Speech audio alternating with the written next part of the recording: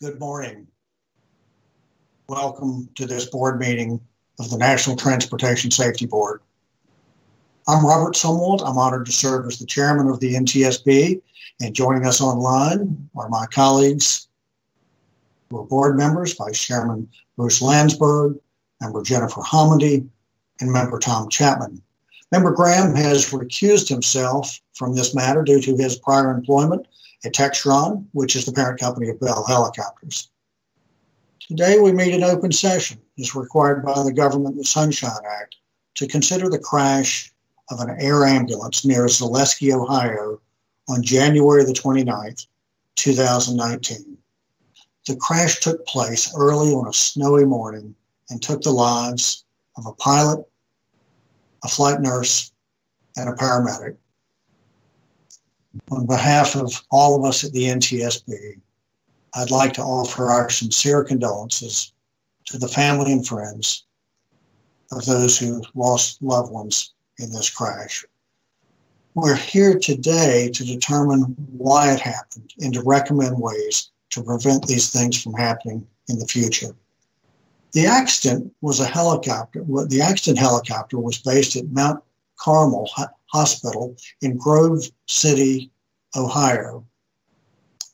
On the morning of the accident, an emergency room technician, or an ERT, at Pomeroy, at a hospital in Pomeroy, Ohio, which is about 70 miles southeast of Grove City, called to arrange the transport of a patient from Pomeroy to a hospital in Columbus.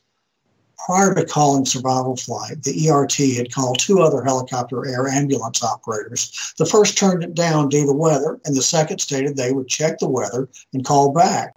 Meanwhile, the ERT called survival flight, which immediately accepted the flight.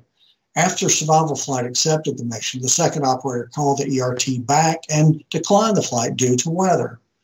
The survival flight evening shift pilot accepted the assignment during a shift change, then handed the job to the day shift pilot as she was en route to the survival flight base. There, she proceeded directly to the already running helicopter and lifted off without a pre-flight briefing. The air ambulance was operated under the provisions of FAA Part 135, and I should note that improving the safety of Part 135 operations is on the NTSB's most wanted list of transportation safety improvements. Helicopter air ambulances, also abbreviated as HAA, provide a critical, often life-saving service. And I personally know two people whose lives were saved because of HAA transport.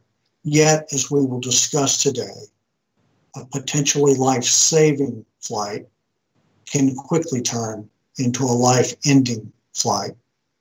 In today's meeting, the staff will lay out the pertinent facts and analysis found in the draft report, and they will present the findings, the probable cause, and recommendations to the board, and we on the board will then question staff to ensure that the report, as we adopt it today, truly provides the best opportunity to enhance safety.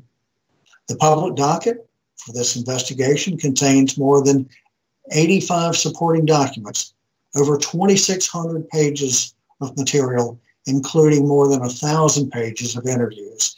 And that is available on the NTSB's website at ntsb.gov.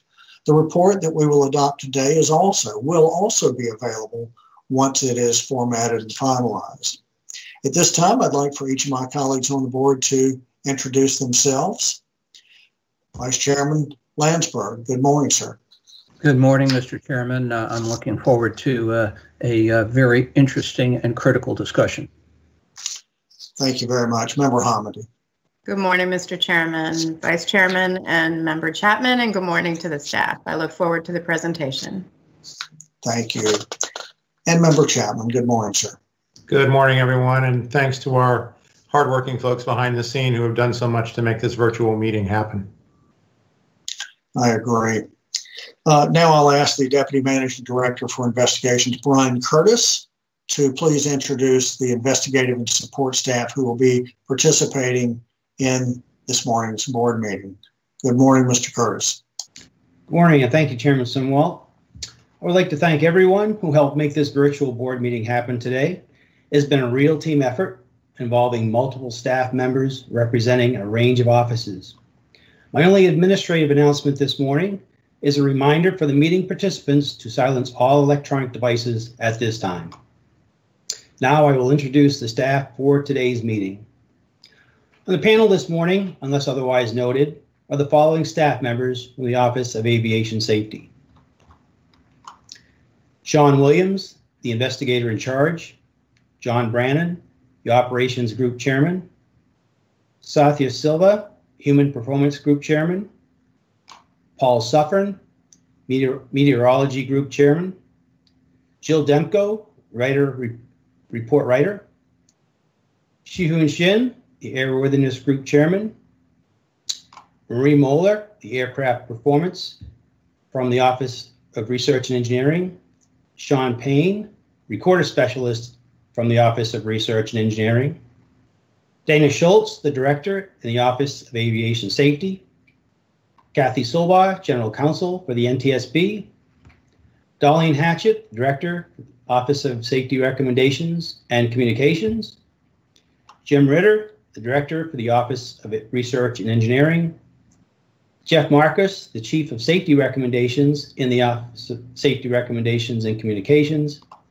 And Andy Olvis, handling the visuals today from the Office of Aviation Safety. The presentations will begin with an investigation overview by the investigator in charge, Sean Williams. Mr. Williams.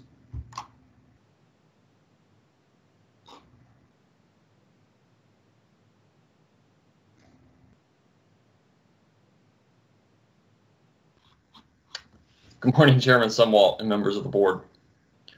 On January 29th, 2019, about 6:50 Eastern Standard Time, a Bell 407 helicopter collided with forested terrain about 4 miles northeast of Zaleski, Ohio.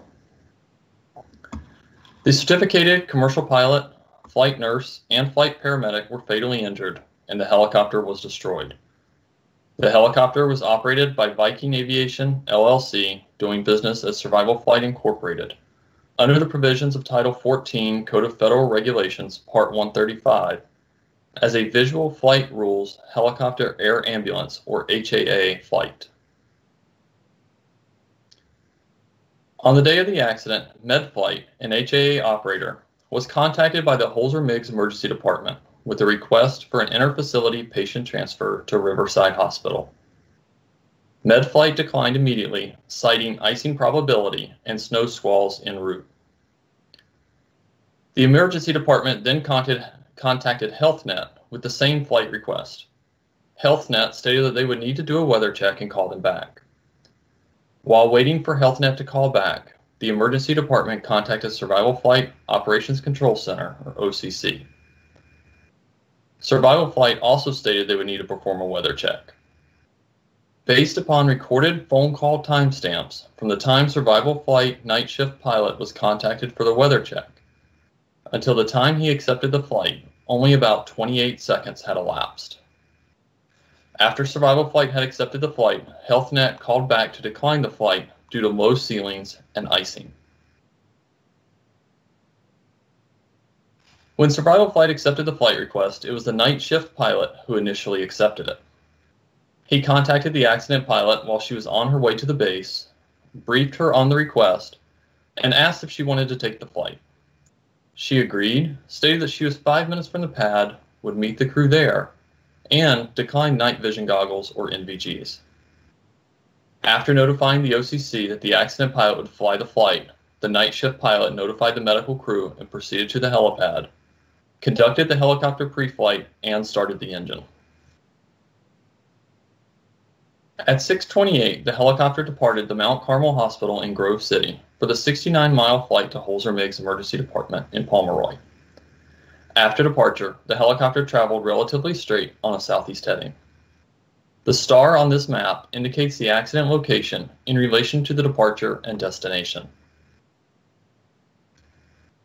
A review of archived weather data revealed the helicopter flew through 2 snow bands en route to Holzer-Miggs Emergency Department.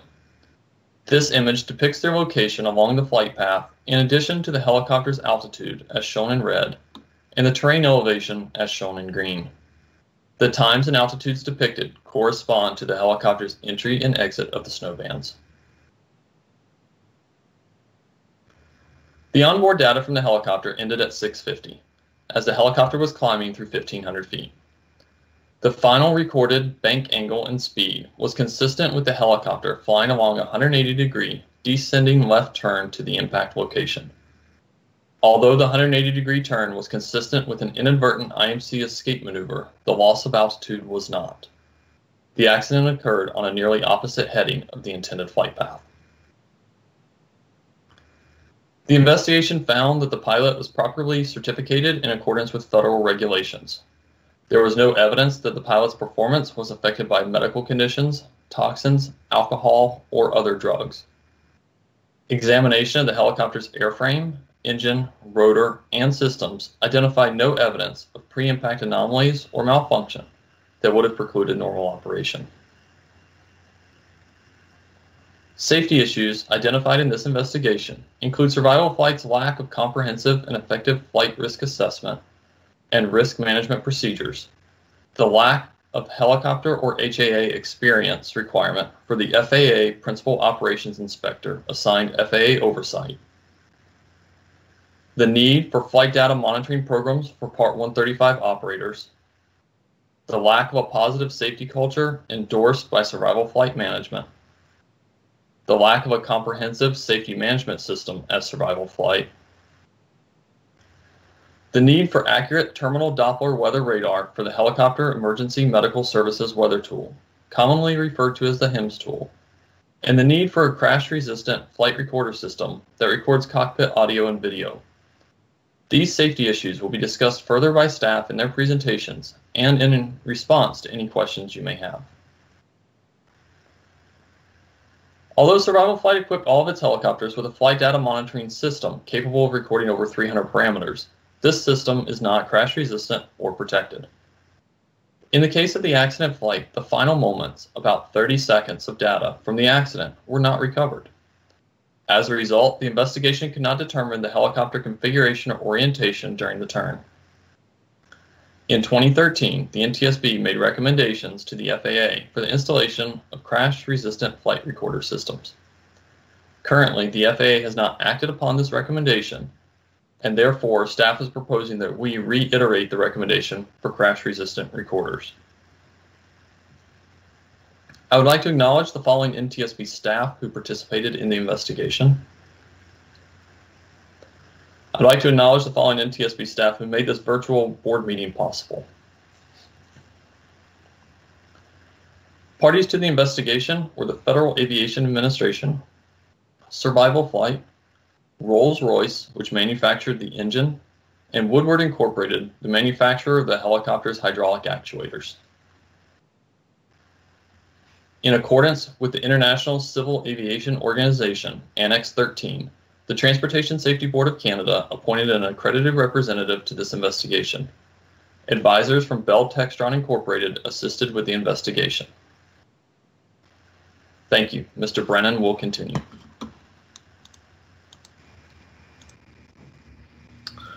Good morning.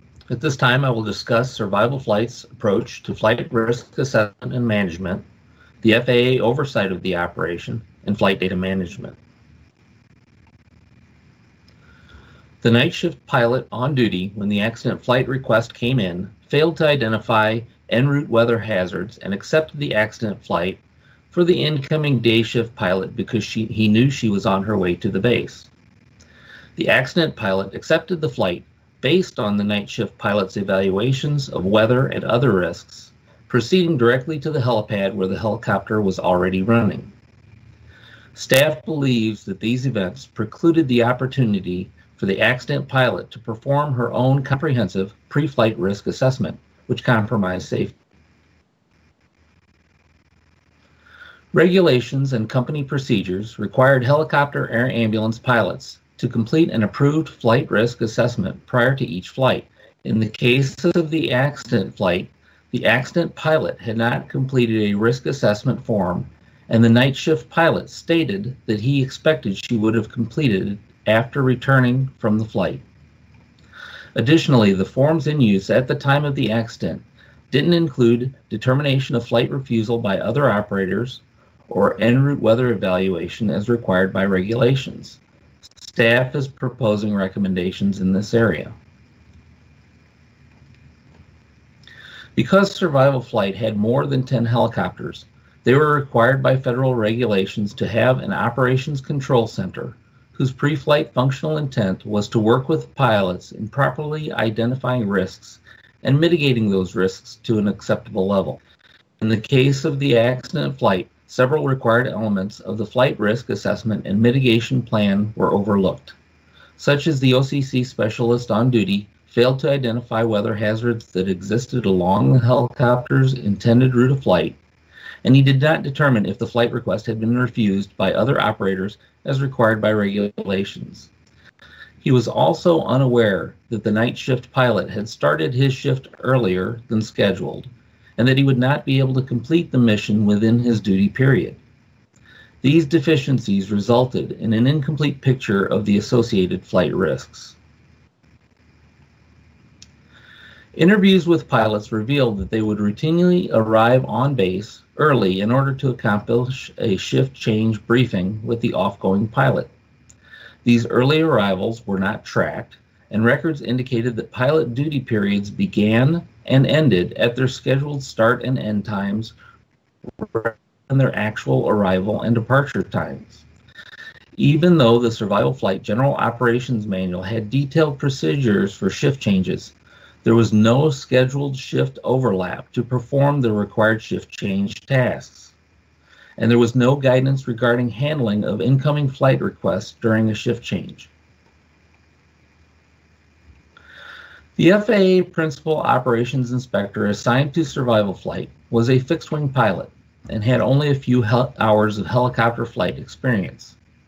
As a result, FAA policy precluded him from performing certain oversight activities that a helicopter-rated inspector could conduct. For example, since he was not helicopter-rated, he could not observe training flights, proficiency checks, or line checks. He was also not familiar with several aspects of helicopter air ambulance operations, as evidenced by the deficiencies found during a post-accident evaluation of the operator. He had approved Survival Flight's deficient flight risk assessment forms and didn't identify that the forms were not always being completed before flights. During the investigation, staff found that although Survival Flight had complied with the regulation requiring the installation of flight data monitoring equipment, the data from the installed systems was used primarily for flight tracking purposes. Survival Flight did not have a program to utilize the data for identification of deviations from normal operations and potential safety issues.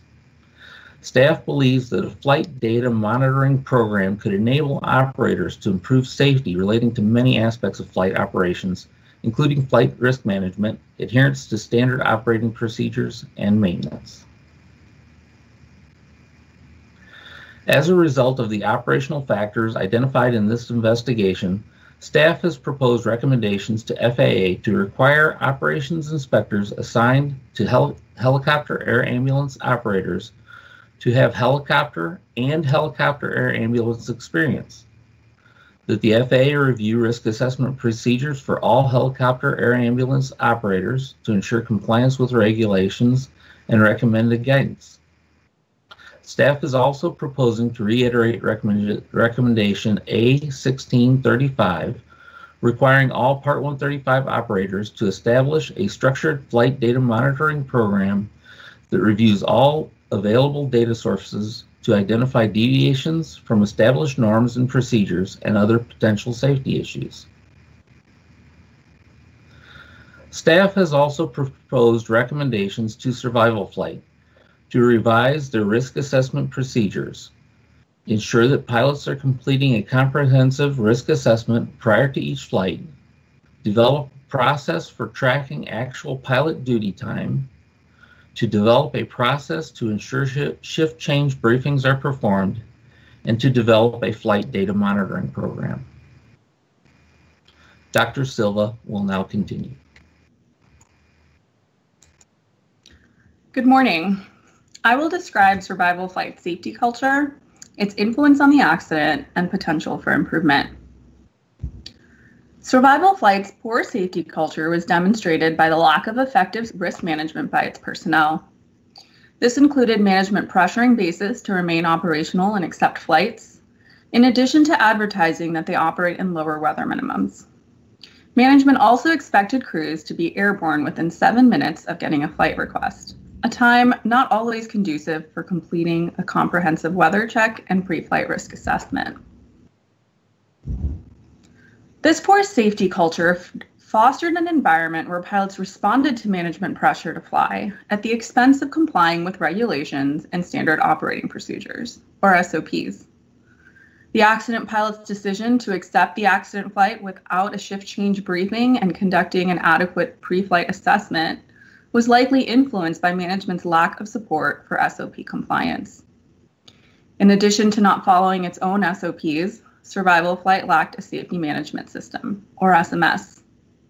While not a requirement for Part 135 operators, SMS is recognized as an effective way to establish and reinforce positive safety culture and identify and correct deviations from SOPs. The NTSB has a strong history of advocating for SMS in Part 135 operations. In 2009, the NTSB recommended that all helicopter air ambulance operators implement SMS with sound risk management in response to an increase in fatal accidents. The FAA issued new regulations in 2014 for helicopter air ambulance operations. Although some of the tools required by these rules could partially support an SMS, they were not a substitute for the complete program. As a result, the NTSB classified this recommendation closed unacceptable action. In 2016, after a series of accidents, including a business jet accident killing 9 people in Akron, Ohio, the NTSB recommended that the FAA require all Part 135 operators to establish an SMS. When the FAA stated its intent to evaluate voluntary implementation of SMS, the recommendation was classified open acceptable response in 2017. However, in the 3 years since the FAA's initial response, other fatal accidents have occurred, and the NTSB has reiterated this recommendation 3 times. Part 135 safety has also risen to the 2019-2020 NTSB Most Wanted list. Because the FAA has not taken action regarding Part 135 SMS, staff proposes reiterating and changing the classification of this recommendation to open unacceptable response. In this accident, a requirement for Part 135 carriers to have an SMS would have provided an industry-accepted structure to 1, hold survival flight management accountable for developing and maintaining a robust safety program that could have mitigated the poor safety culture and SOP noncompliance seen in this accident, and 2, provided the FAA with streamlined insight into survival flight safety process and performance, enabling a path towards improvement as necessary. As a result of the human performance-related safety issues identified, staff has proposed a recommendation for survival flight to establish a voluntary SMS. In addition, staff has proposed reiterating recommendation A-16-36 for the FAA to require Part 135 operators to establish SMS. Thank you. Mr. Suffren will continue.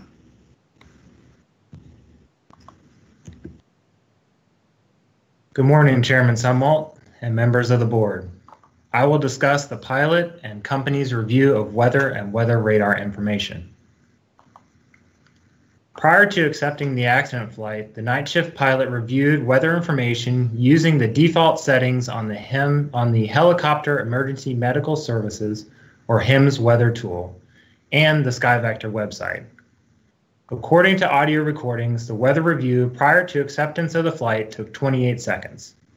The Operations Control Specialist, or OCS, also recalled reviewing the weather information on the HEMS weather tool prior to the accident flight on the default HEMS weather tool setting. Both the night shift pilot and OCS recalled the ceiling and visibility conditions as marginal. Neither recalled seeing any precipitation targets on the weather radar for the requested route of flight.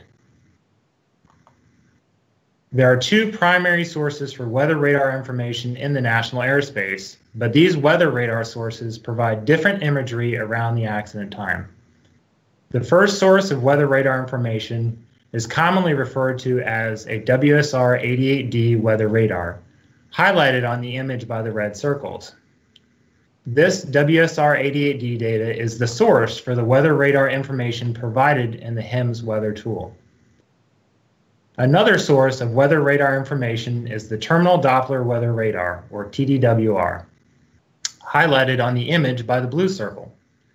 In this accident, the Columbus, Ohio TDWR was located closer to the accident site and provided lower level precipitation information compared to the WSR-88Ds. Currently, TDWR information is not available in the HIMSS weather tool. The shaded region on this image are the WSR-88D coverage areas for below 3,000 feet. The accident site and most of the intended route of flight did not have WSR-88D coverage for below 3,000 feet. The blue shaded region on this image is the TDWR coverage area for below 3,000 feet. The accident site and most of the intended route of flight did have TDWR coverage for below 3,000 feet. The left half of this image contains WSR-88D imagery, and the right half of the image contains TDWR imagery. Both images are from the time of the accident, with the accident highlighted by a red circle. The TDWR imagery contained precipitation targets along the route of flight and above the accident site, as indicated by the blue shading. The WSR-88D imagery had precipitation targets above the departure location, but the precipitation targets remained west of the rest of the intended route of flight. As highlighted by this slide, the weather radar imagery was similar at the time of the weather check done by the night shift pilot and the OCS. The TDWR information, again, is not available in the HIMSS weather tool. Staff believes that the availability of TDWR data on the HIMSS weather tool would have provided awareness to the OCS, the night shift pilot, and the accident pilot for the potential of snow along the route of flight. In summary, staff has proposed recommendations to the FAA and National Weather Service to incorporate TDWR information into the HIMSS weather tool and to graphically depict areas of weather radar limitations within the HIMSS weather tool. This concludes staff's presentations. Thank you very much for those presentations. We'll now turn to the board member questions, and we'll begin with the Vice Chairman, Bruce Landsberg. Thank you, Mr. Chairman. Let me get my timer going here. How long has Survival Flight been doing business in the HAA business? Okay, so Survival Flight has been in the HAA business since about 2014. Okay, and how long was the Ohio base in operation? The Ohio base came in since June of 2018. So it was a relatively new operation, is that correct? From June through January, so. Okay. There was an operation control center assigned to this base? For the details on the OCC, I'd like to ask the operations group chairman, Mr. Brennan. Yes, Survival Flight, because of since they had more than 10 helicopters, they were required to have an operations control center. Okay. Can you elaborate as to why the FAA assigned a principal operation inspector who had no helicopter experience? I mean, this to me doesn't seem like a very good way of somebody who's supposed to be evaluating and really doesn't have any idea of what they're evaluating. As far as the reasoning why the FAA assigned a non-helicopter rated pilot to the operation, we can't really answer that. That'd be a question that had to be directed to the FAA. Okay, well, we might do that. One of the things that came through in the recording was a whining noise that was picked up by the CVR prior to the crash. Could you elaborate on that a bit as to was that indicative perhaps of an impending mechanical problem, or possibly something else? I think the recorder specialist, Sean Payne, would be best to answer that question. Sure. Yeah, I'm a recorder specialist on this investigation that include performing a sound spectrum study and transcription of the audio we could detect. So yes, you are right in your read of the report. There is what the group called a new and unknown sound near the end of the recording. We examined that two ways. One way was to have the group members who performed transcription of the event use their experience as pilots, specifically in the Bell 407, to try to describe that sound. Additionally, we performed a sound spectrum study which compared different operating frequencies of the helicopter's main rotor, tail rotor drive shaft, and gearbox to what they would normally be expected to operate versus what this new sound looked like. I do have some backup slides. I'm not sure we'll need them for this, but essentially the sound spectrum study shows that the whining sound was not having an effect on the expected characteristic sounds of the main helicopter's components. If you'd like me to go further, I can do that. No, that's fine. The party submission from Survival's flight said because of the sound, they had a theory that the pilot had possibly become incapacitated due to possible gunfire from criminal activity, a collision with a drone, or a catastrophic bird strike. Did we find any evidence of that as we looked at the wreckage, or was there any evidence? If you want me to address from a sound spectrum standpoint, I can do that, and then we can go to Cheech maybe. That's fine. That's fine. Okay, so from a sound spectrum standpoint, we saw the party members' concern, and we took that into evaluation in the addendum, which you'll find in the docket. We did compare to a known bird strike event of an S-76. Now, it is a different helicopter. However, the speeds at which they are operating during the introduction of the known or the unknown sound in our accident recording and the confirmed bird strike in the S-76 case were actually quite similar. They were within 20 knots of each other. The unknown sound in the Zaleski case here is a narrowband frequency. The confirmed bird strike is a broadband frequency, meaning its energy is spread through many different frequencies. Despite the fact that they're two different airframes, contextually, think if you're hitting a bird on the highway in an F-150 versus hitting a bird on the highway in a Prius, there will be some similar characteristics between those two events, even though they're two different helicopters. What we found were the sounds were quite different. Okay, I'll stop here, Mr. Chairman. Thank you very much. You're quite welcome. Thank you very much. And we'll now turn to Member Hamady. Thank you. Thank you, Mr. Chairman. At 6:09, the hospital contacted Survival Flight or the Viking Operations Control Center, which is in Arkansas, right? Yes, ma'am. Okay, so they contacted the Operations Control Center, then the Operations Control Communications Specialist, or OCS, then contacts the evening shift pilot at Survival Flight Base 14, which is located in Ohio. And the evening shift pilot checks the weather and accepts the flight in 28 seconds. And I'll come back to the 28 seconds, but the hospital had contacted two other operators. One, the first operator had declined it. Do we know in what amount of time that operator checked the weather and declined it? I believe they said... For the first operator, not the second operator. Yes, ma'am. I believe the first one said they declined immediately. Okay.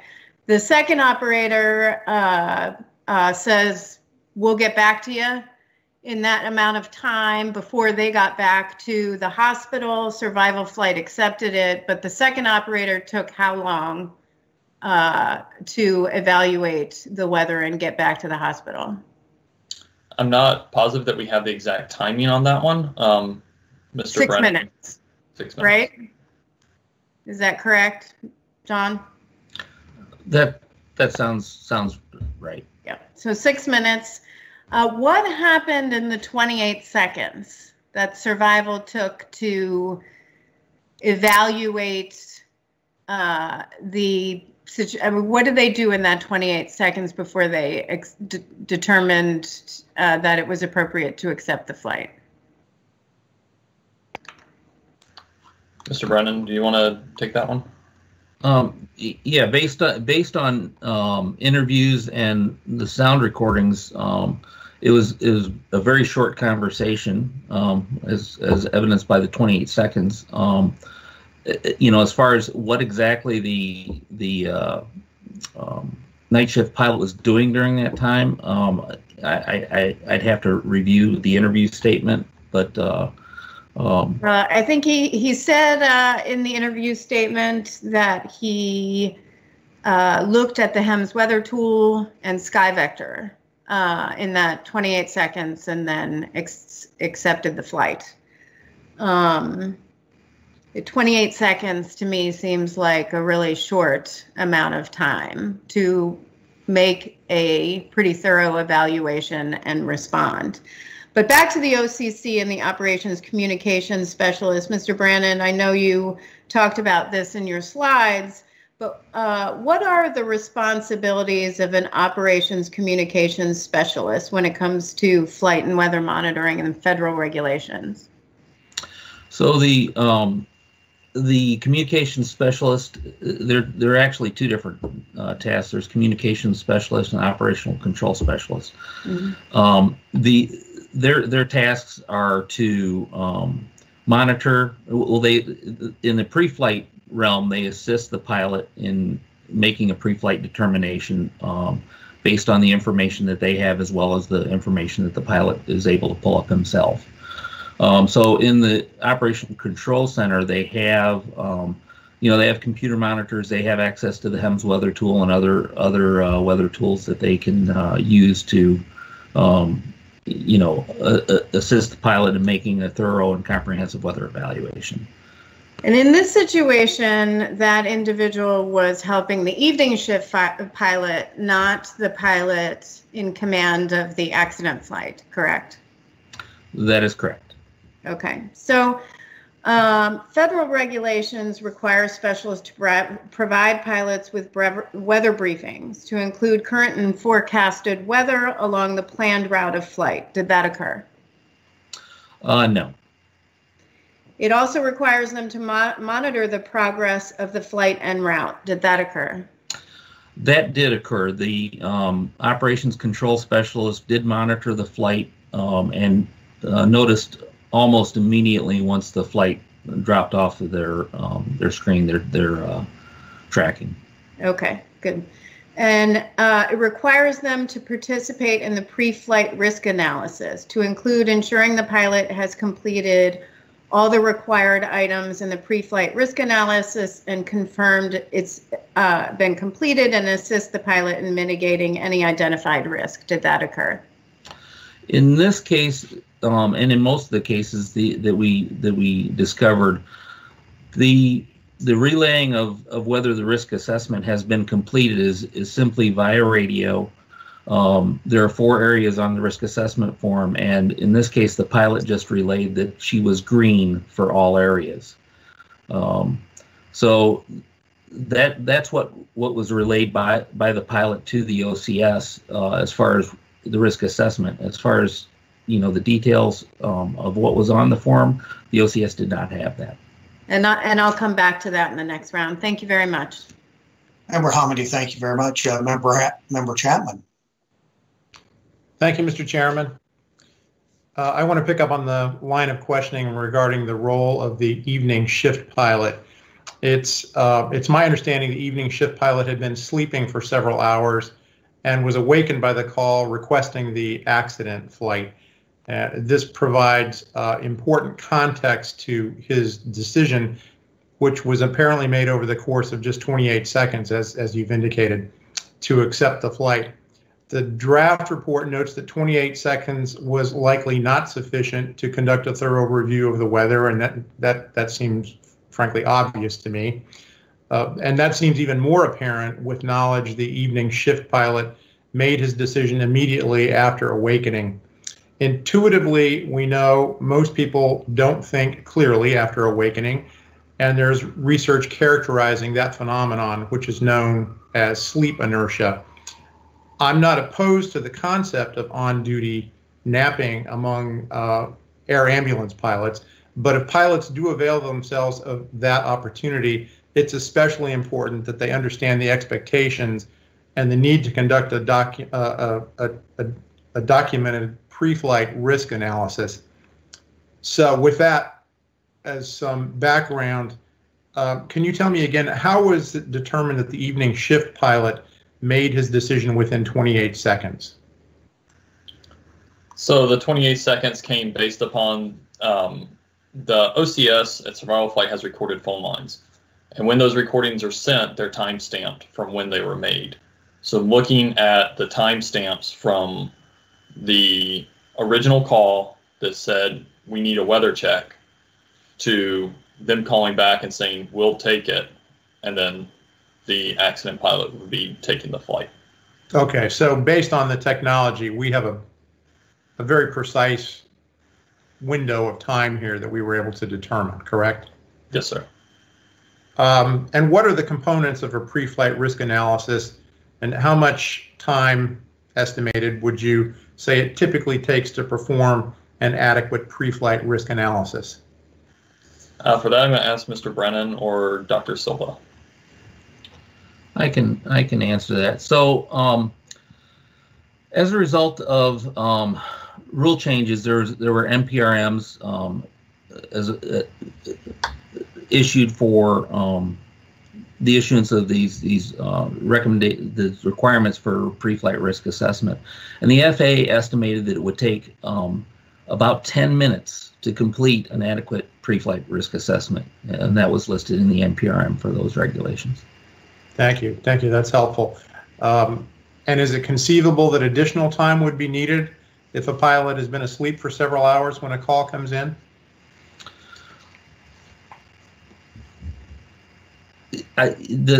All I can say is that the FAA determined that 10 minutes would be adequate and acceptable in order to perform that assessment. Okay, that's fair.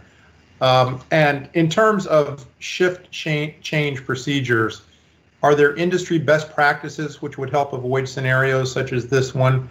In other words, what should have happened in this instance?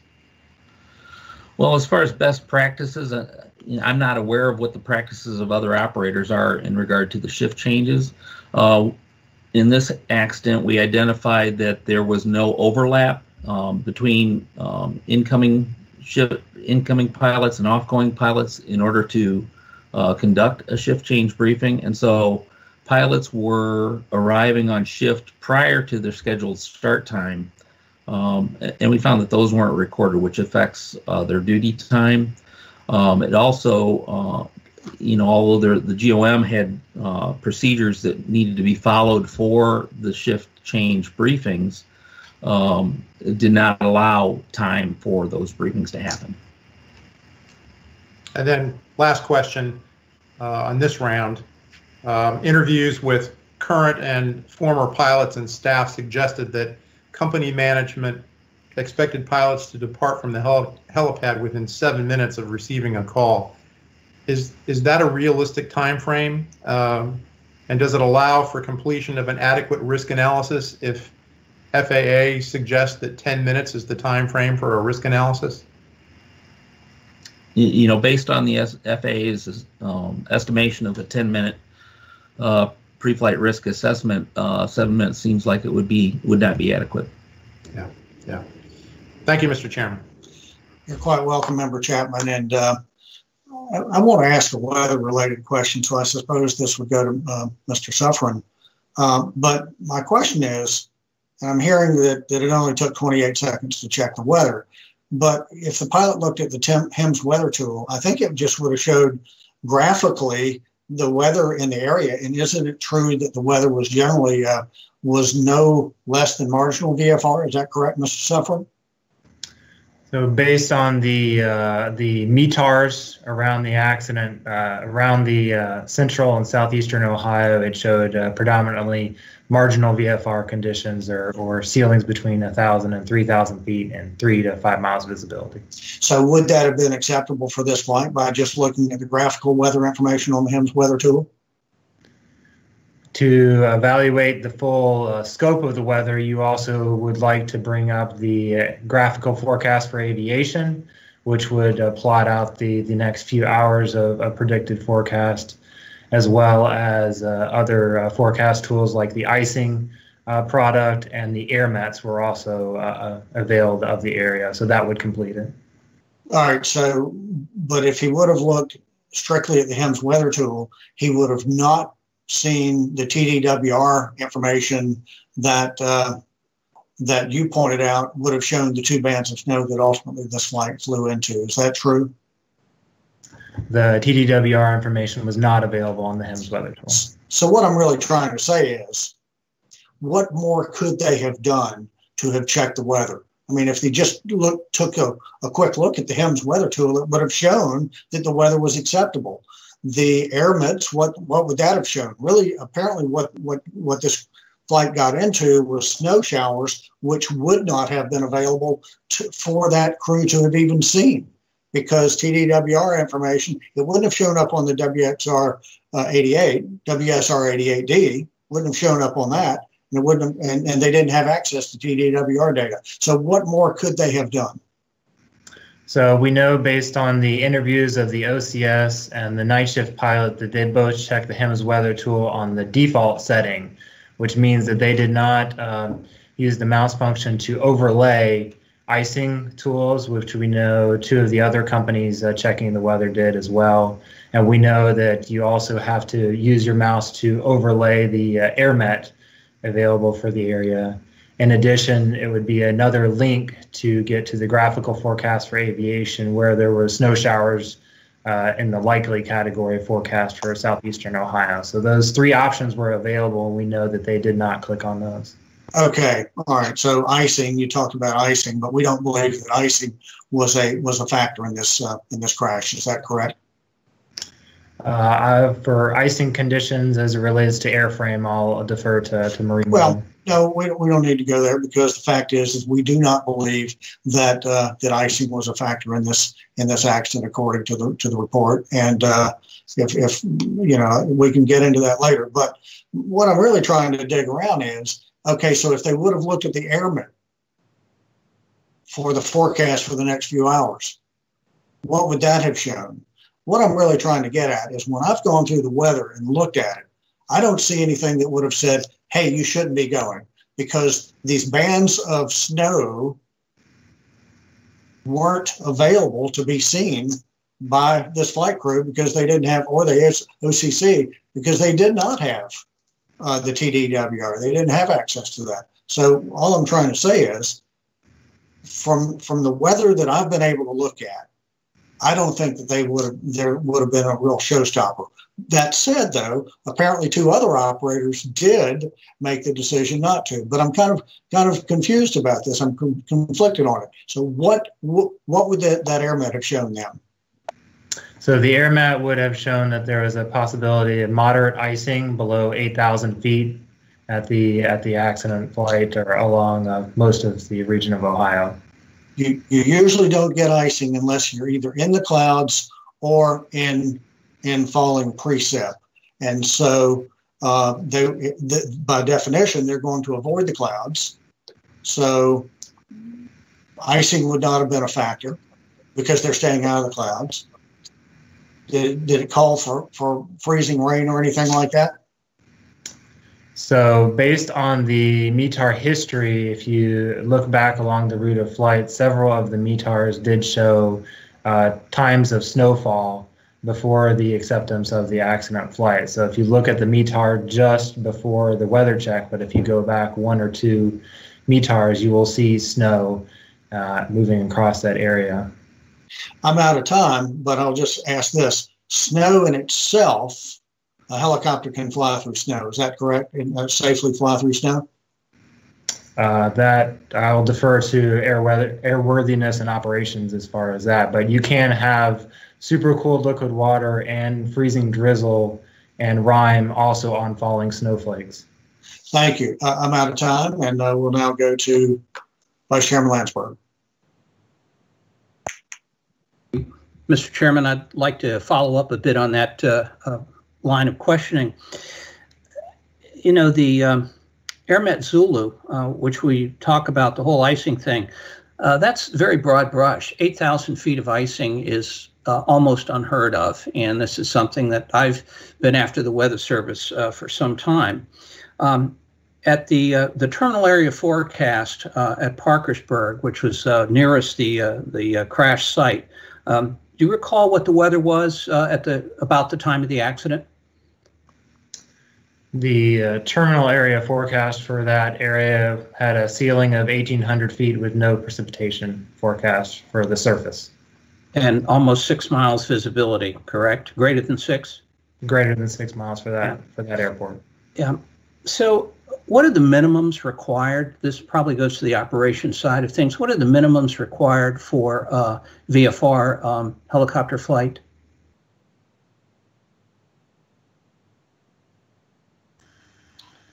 For that, I'd like to ask Mr. Brennan, please.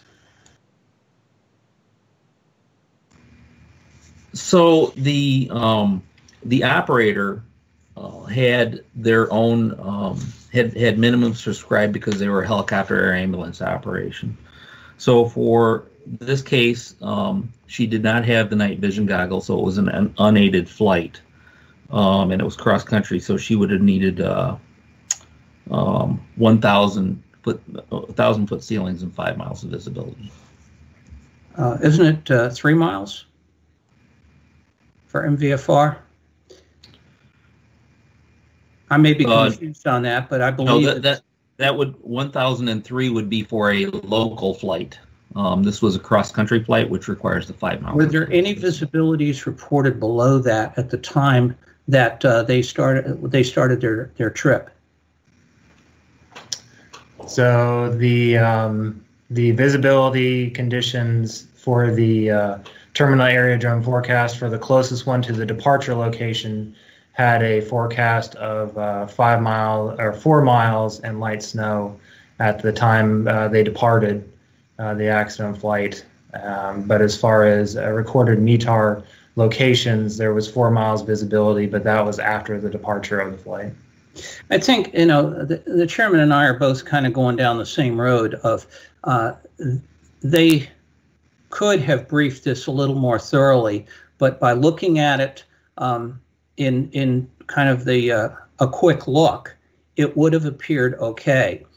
Can you explain to me the logic of doing a flight risk assessment after the flight has launched? I read in the report that they said they would often do that after the flight. Well, that seems to defeat the purpose of doing a flight risk assessment. Yes, there's a regulatory requirement to save the flight risk assessment forms, and it appears in this case that they were doing the flight risk assessment forms after the fact in order to comply with that requirement. But doesn't that defeat the purpose of doing a flight risk assessment? If you're going to assess risk, wouldn't it make sense to assess the risk before you got into a potentially risky situation? Absolutely, and the regulations do do require a pre-flight risk assessment, in this case,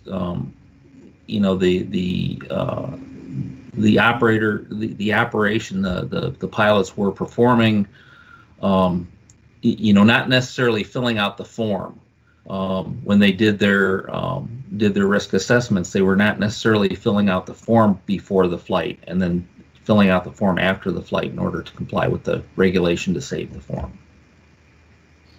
Okay, well, that seems a little unusual, but I think from my perspective, a case can be made that the forecast was a bit optimistic in terms of in general sense, and what the other two operators appear to be relying on is local knowledge. and that is that there can be low-level snow events that can occur with a decrease in visibility, and you would need a contingency plan.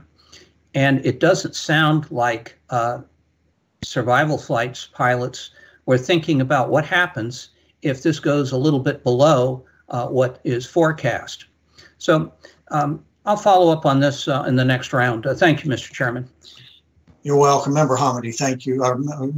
Vice Chairman Landsberg, thank you very much. Member Hamady. Thank you very much. I want to go back to the pre-flight risk assessment or the risk analysis. And I agree with the Vice Chairman when it says pre-flight, it should be done before the flight. That's what the federal regulations say. And there's a FAA advisory circular called Helicopter Air Ambulance Operations, which outlines the risk factors that should be considered in the pre-flight risk analysis. Who conducted the pre-flight? The pilot in command said that it was all green. Where did that come from? From the evening shift pilot or the pilot in command's pre-flight risk assessment? Well, the pilot in command, we don't have a, first of all, we do not have a pre-flight risk assessment form. We don't have the actual form. As far as what the accident pilot did prior to getting in the helicopter, we don't know. She did have an iPad available, so she could have pulled up weather information on the iPad. We were not able to determine whether or not that happened. You know, as far as you know, her reporting the all green, all we can say is that she did report that to the OCC. Okay, I'm gonna stop. Great, thank you. So the risk factors that are in the federal regulations are aircraft, and in the circular, aircraft capabilities, flight route, and landing site considerations. Human factors such as crew fatigue, life events and other stress factors, current and forecast weather, including en route weather, declined HAA flight requests, and strategies and procedures for mitigating identified risks. Did the pre-flight risk analysis that survival flight normally performs, apparently after the flight, contain all those items?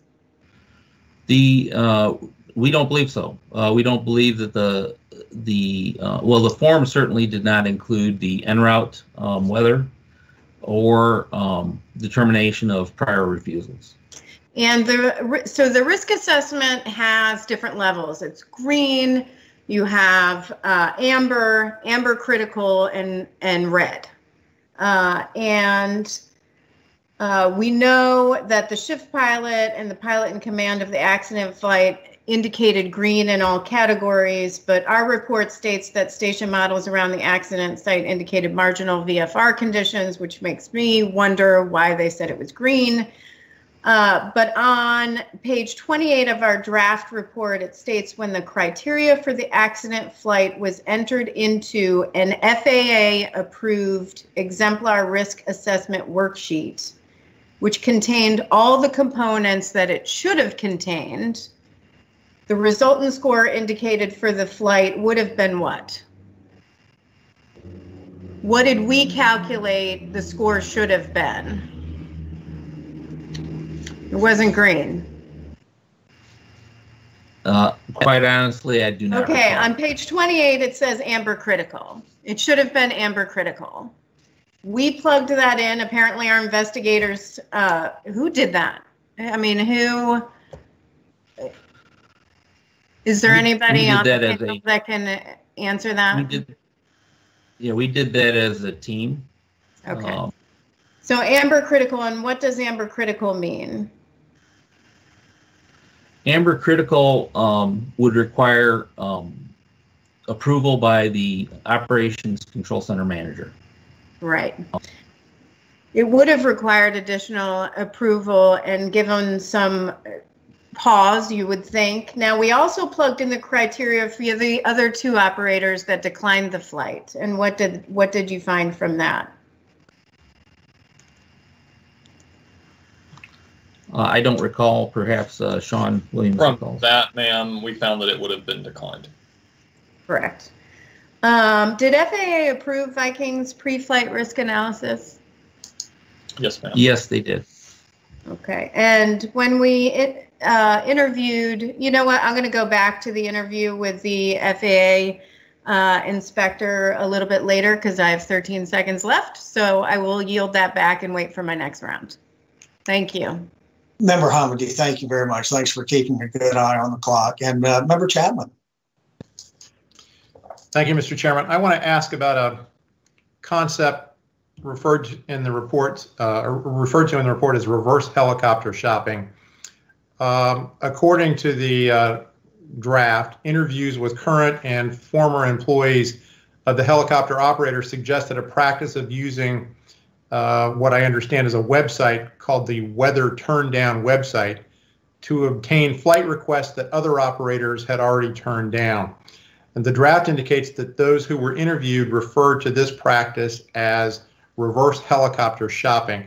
And that term apparently stems from the contrasting practice of helicopter shopping, which is where a medical service provider's flight request is offered to another operator after it's been turned down by one or more companies.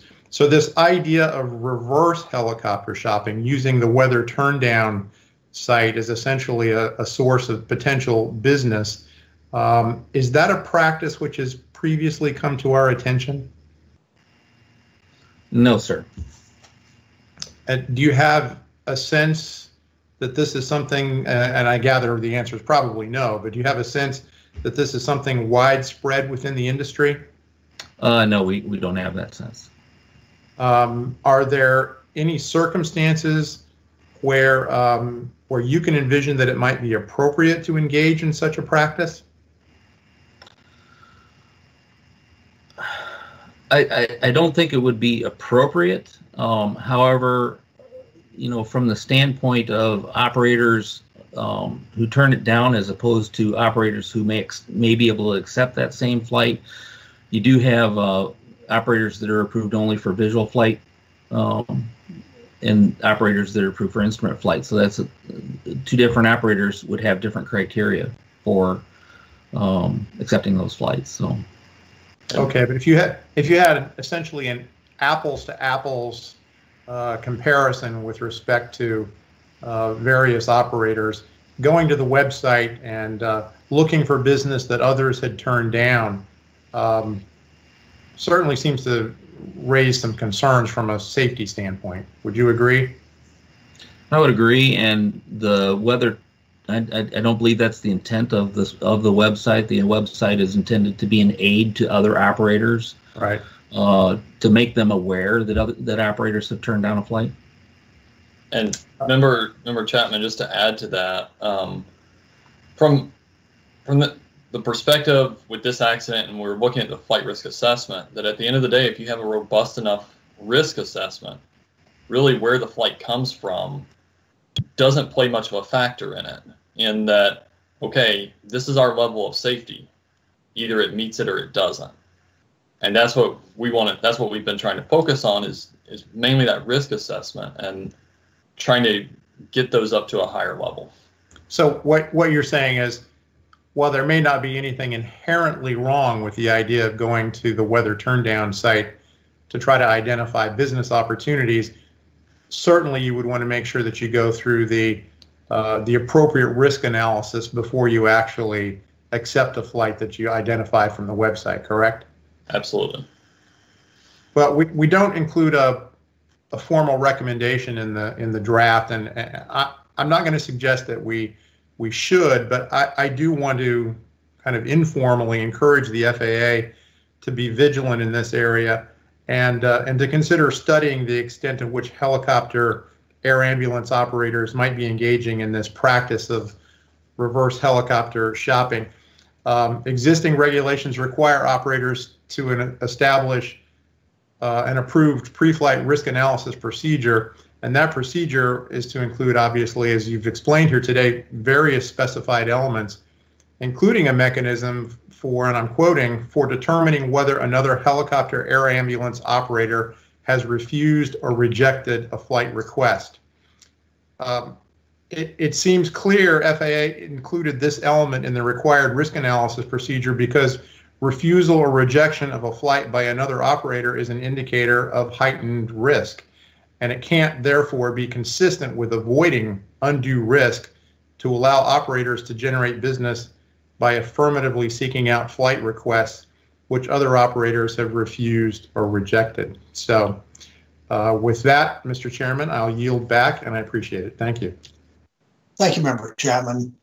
The line of questioning that Member Hamady had really is kind of helping me, because I've been concerned that just the weather, what I looked at, would not have been something that would have prevented the flight from going. But what Member Hamady said, and I want to make sure that I understood this right, is that the flight risk assessment from the other two operators, the two that turned it down, their flight risk assessment would have basically said no go. Is that correct?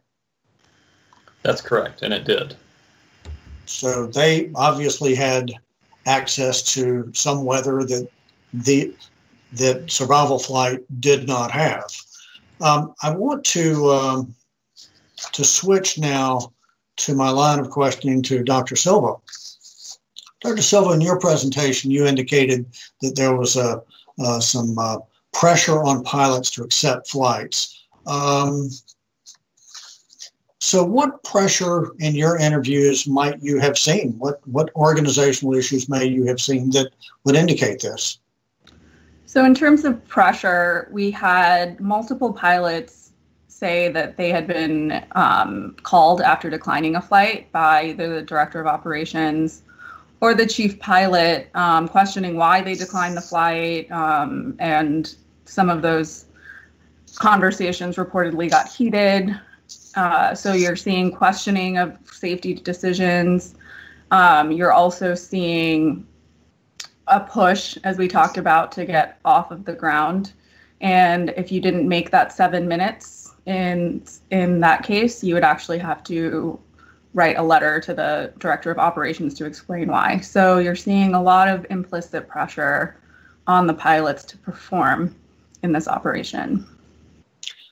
Well, you know, can you give us more examples? And I tell you, I mean, is reading the report and reading the interview summaries, I certainly did find a number of cases where pilots felt pressured, and so I want to explore that. Had a case where medical crew members, a pilot had turned down a flight. He said the chief pilot of the company would call within about 10 minutes and would cuss out our pilots and belittle them, saying, "We need to take these flights." He would yell so loud on the phone that you could hear it just standing within an earshot. I mean, there are numerous examples of that. Do you have other examples? Because if you don't, I can find them. If feel free. I think you've got the specific ones that you'd like to highlight. Well, we say that two former pilots reported they were terminated shortly after voicing safety concerns and turning down flights, and one current employee was demoted after voicing safety concerns. All three employees believed voicing their concerns played a role in their termination. We had a case where the two examples of pilot reprimands for turning down flights, including poor weather conditions. In the first example, the pilot declined a flight due to 35 to 50 knot winds and low ceilings. The chief pilot and the director of operations called the pilot and questioned his decision. There were numerous cases of that, but I had, as each of my colleagues on the board did, each of my colleagues had one-on-one meetings with Survival Flight, and I met with them yesterday, and they said, that's not who we are. That's not the company that we are. And so I went back into the interview summaries or the interviews, and there's over 1,000 pages of interviews, and I saw pilots that said, "No, I've not been pressured." In fact, the evening shift pilot said he never felt that pressure. So I've kind of wondered about this for the last 12 hours or so. And, why is it that some people are saying one thing and other people are saying both completely the opposite? And I've kind of come to the conclusion in my own mind that both truths can be true, that there can be pilots that have felt pressure, and there have been pilots who haven't. My wife and I watch these shows like Dateline, and they're usually, murder mysteries. And you can find somebody that people say, this was a wonderful person. He went to church. He was a wonderful neighbor. How could he have done this? And yet he did do it. He did do it. So I think that both truths are there. So I'm out of time. I want to make sure that we're still following up on this. But meanwhile, we are going to take a break. We'll come back at 11 o'clock, and we are in recess. We'll continue with board member questions. We're in recess.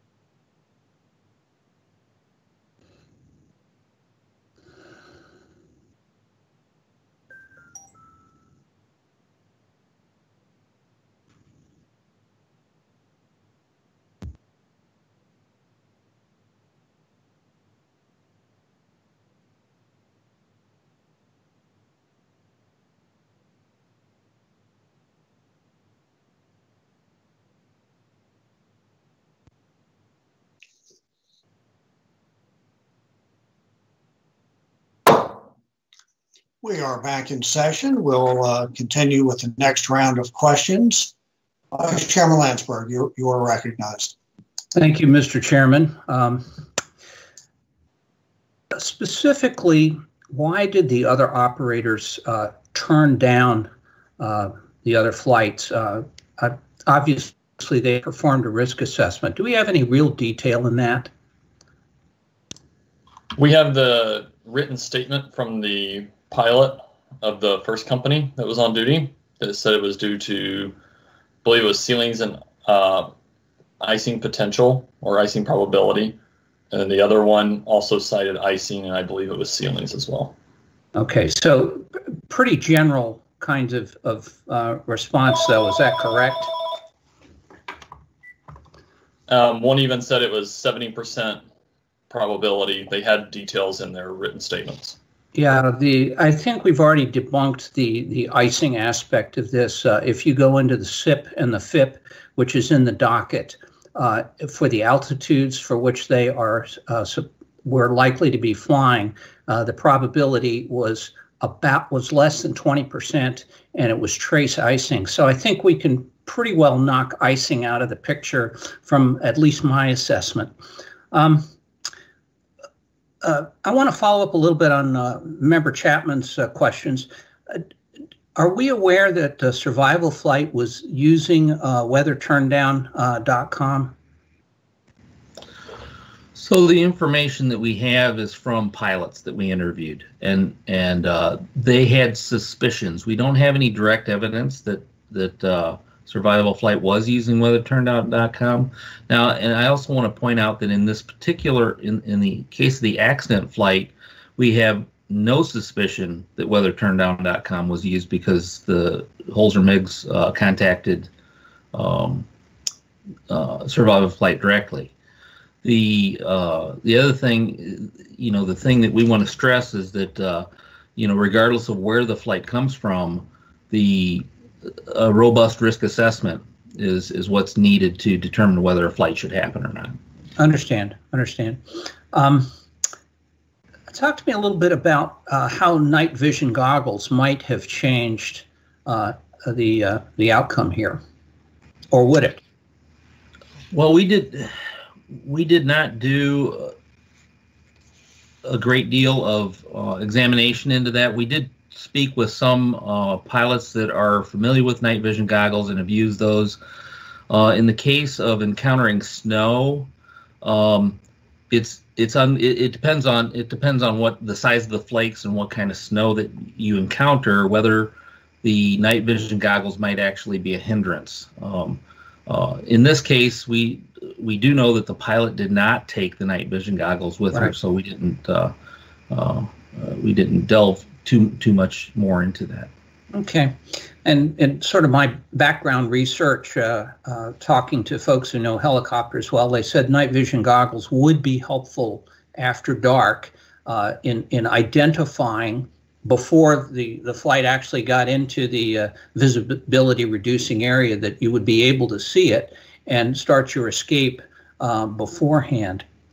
Was the OCS required to ask about prior turndowns? We know that there were two turndowns, one that occurred before and one that occurred after Survival Flight accepted the flight. But was it a requirement for them to ask so they might have heard about the first turn down? Yes, sir. Actually in the company's general operations manual, it lists that the OC, actually the communication specialist, is the one that would normally speak with the requesting hospital, but they were supposed to ask the requester if the flight had been. Was that on their checklist? I make the assumption that they have a checklist that they follow when these calls come in. I'm not aware, but it's in the detailed scope of the responsibilities for the communication specialist. So in the general operations manual. Yeah. So if they did not have a checklist, it seems like something like that might slip through the cracks. Would you agree with that? I would. Okay. Very good. Mr. Chairman, I yield back the rest of my time. Okay, thank you very much. Appreciate it. And Member Hamady. Thank you very much. But just following up on that, the FAA's advisory circular and the regulations require the seeking of information about declined HAA flight requests, correct? Yes, ma'am. That is a requirement. Okay. I want to ask about flight data monitoring. I'm not sure who to ask that to, so I'll ask you, Mr. Williams, and you can direct it wherever you want. Federal regulations require helicopters of HAA operators to be equipped with an approved flight data monitoring system capable of recording flight performance data. What sort of data would that provide? In this case, they had over 300 parameters. I mean, it recorded everything. It recorded voice, it recorded pitch, roll, yaw, bank, you name it. It even has the capability for a video input for the system that they had installed on their aircraft. Okay, and so does the federal regulation require the operators to actually actively monitor and analyze data? No, ma'am, they do not. Okay. And why would that be important? What's the real point of getting all this data if you're not going to do anything with it, right? So you've got all this at your fingertips that you can use it and you can analyze it to try and get ahead of the safety game. I agree. And so for Viking or survival flight, had they done so, they may have known about previous aborted flights due to weather. They may have known about encounters with inadvertent IMC, because according to a number of the interviews and the briefings following the sheets that were done, the shift sheets that were done following the flights, yes, there were numerous times where they flew, encountered weather conditions, and either had to abort the flight and come back, or they flew into instrument meteorological conditions and had to do some sort of escape maneuver to fly back. But there were numerous times where that occurred, and had they analyzed their data, they may have known something was going on, correct? That's correct. So do we have a recommendation on flight data monitoring? Yes, ma'am, I believe we do. And can you talk about that?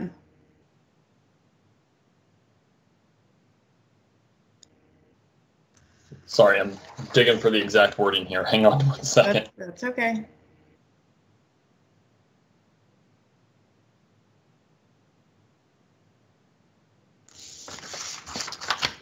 So, and just to give a sense, I mean, there were interviews conducted, and there were at least written documentation of several flights involving weather where they were aborted, or where the survival flight base 13 may have declined it due to weather, but base 14 picked it up. Correct? Is base 13 also in Ohio? Yes, ma'am. It's on the other side. Okay.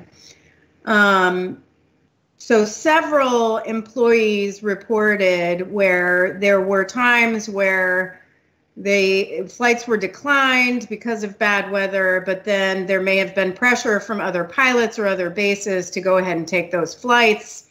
And in some situations, medical personnel had reported that some flights were taken, aborted, and during those flights, they reported concerns for their safety, correct? And had Viking monitored the flight data, they may have at least known about some of those instances. Can you read the recommendation we're considering? Yes, ma'am. So there's two recommendations that we have. We are proposing to reiterate the recommendation for all 135s to establish the flight data monitoring program.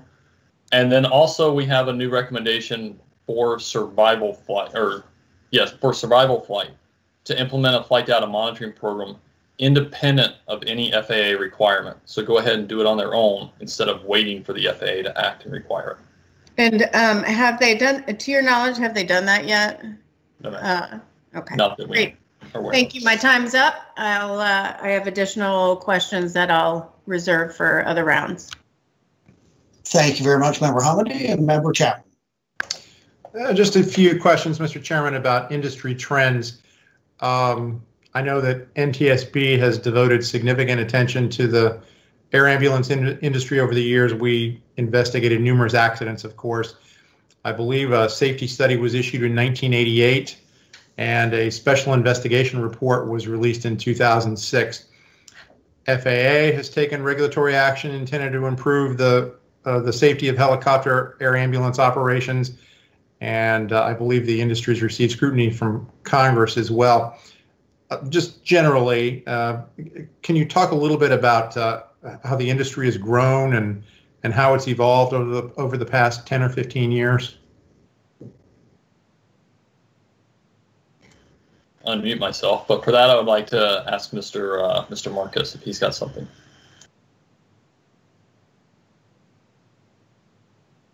Let me unmute myself. As you say, in 1988, there was the HEMS industry, the helicopter air ambulance, had been growing quite a bit in the 80s. We did a study and found a number of problems and issued a number of recommendations.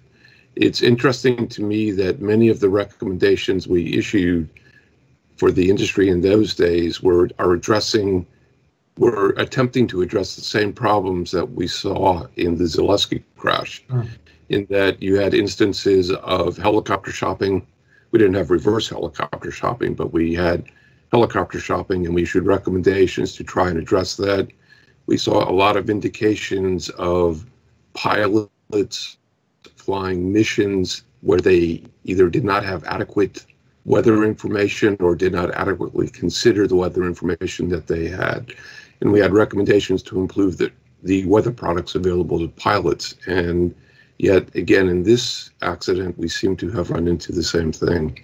The industry continues to grow. At the forum that we had in 2009, there was a great deal of discussion about a variety of factors, including if you were a motivated, safety-conscious HAA operator, there were economic pressures on you with things like reimbursements from Medicare to keep it to the lowest cost that served to convince you to not have the most up-to-date equipment, to not have autopilots on your helicopters, to not have dual engine, to not fly in instrument conditions, all things that addressed problems that were found. Those problems seem to remain. However, after our 2006 study, there was a great deal of progress, spurred in no small part by congressional action that required the FAA to take action. And in 2014, there was the final rule.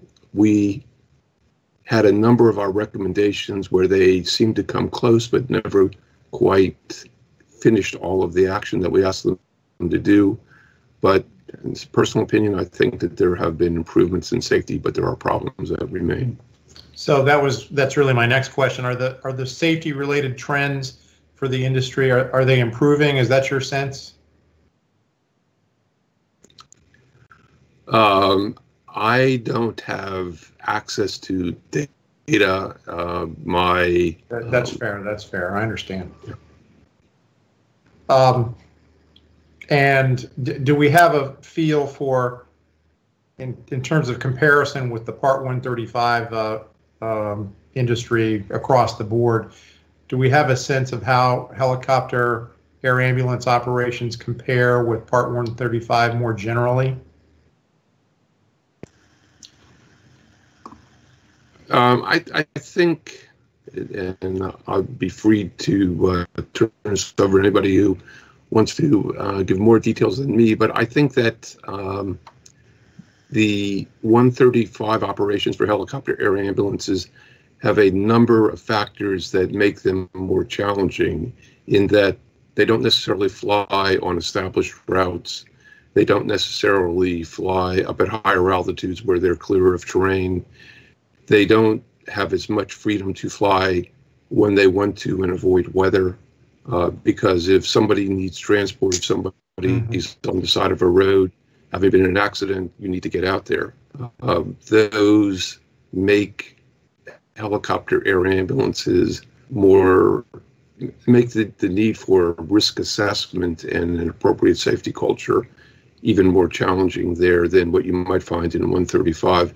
And yet in 135, we have items on our most wanted list that go to issues of safety management systems, flight data management, and things of that sort. It is an area that continues to be of concern to us. Understand. Look, these are tragic circumstances, and we appreciate the work you all have done on this. I think we do need to give credit where credit is due. This is an industry that performs a very important, very valuable service, and a lot of people working very hard out there, and all of us appreciate that and don't want to diminish that in any way. Thank you, Mr. Chairman. Member Chapman, thank you very much. You raised a question about, how has the safety trend of the business been? I chaired the 4-day public hearing in 2009 on helicopter EMS, and it really followed the industry. And as you pointed out, Mr. Marcus, the new helicopter rules came out in 2014. Some didn't go into effect for another year or so after that.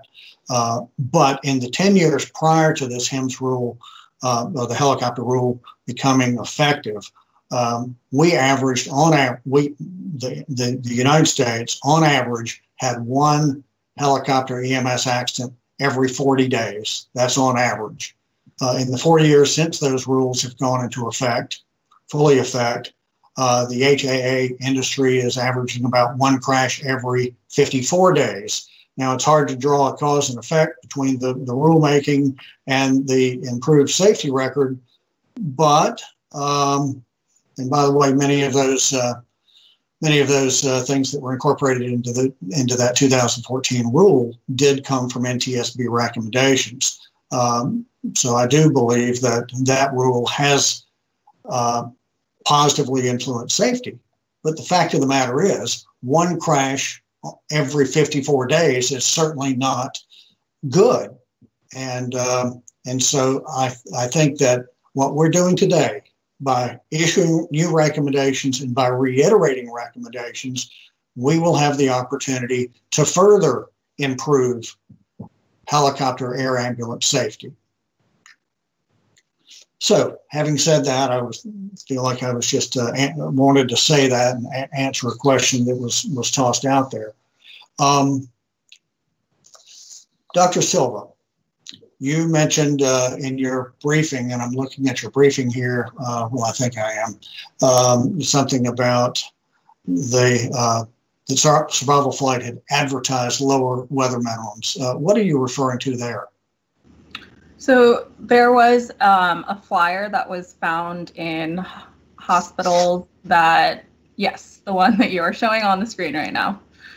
And it had a list of things that survival flight could offer. And one of those things was that if another operator declined to flight for weather to call them because they operate to lower weather minimums. And upon interviews, they stick to basic FAA requirements. You say they do stick to the basic FAA requirements. Is that what you were saying? Yes. So they stated that their minimums are lower because they stick to the FAA requirements, where other operators may add an additional buffer for safety. I see. And specifically, number 5 on this quick reference guide that was distributed to the hospital says, our weather minimums are different. If other companies turn down the flight for weather, call us. If we can fly to you safely and take the patient safely to another facility, we will.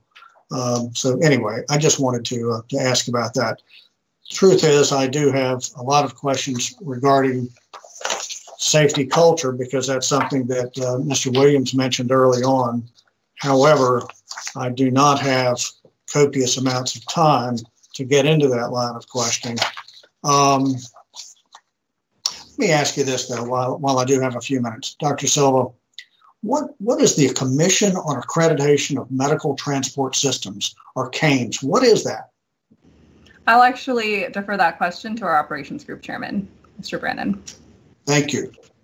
So CAMPS is an accreditation group that evaluates operators, and if accredited, they are, they're basically endorsing their safety culture, their management, their flight operations, all of that.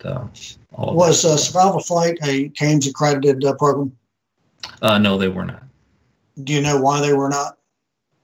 I believe in interviews they elected not to seek accreditation.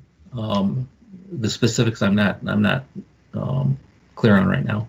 Well, in the group chairman factual report, which you authored, it said that there was something on page 39. I want you to find that. I'll come back to that for the next round of questions. So page 39 of your group chairman's factual report talks about apparently their weather minimums were less restrictive than CAME standards. And so take a look at that. I'm out of time. We're going to the next round of questions. Vice Chairman Landsberg.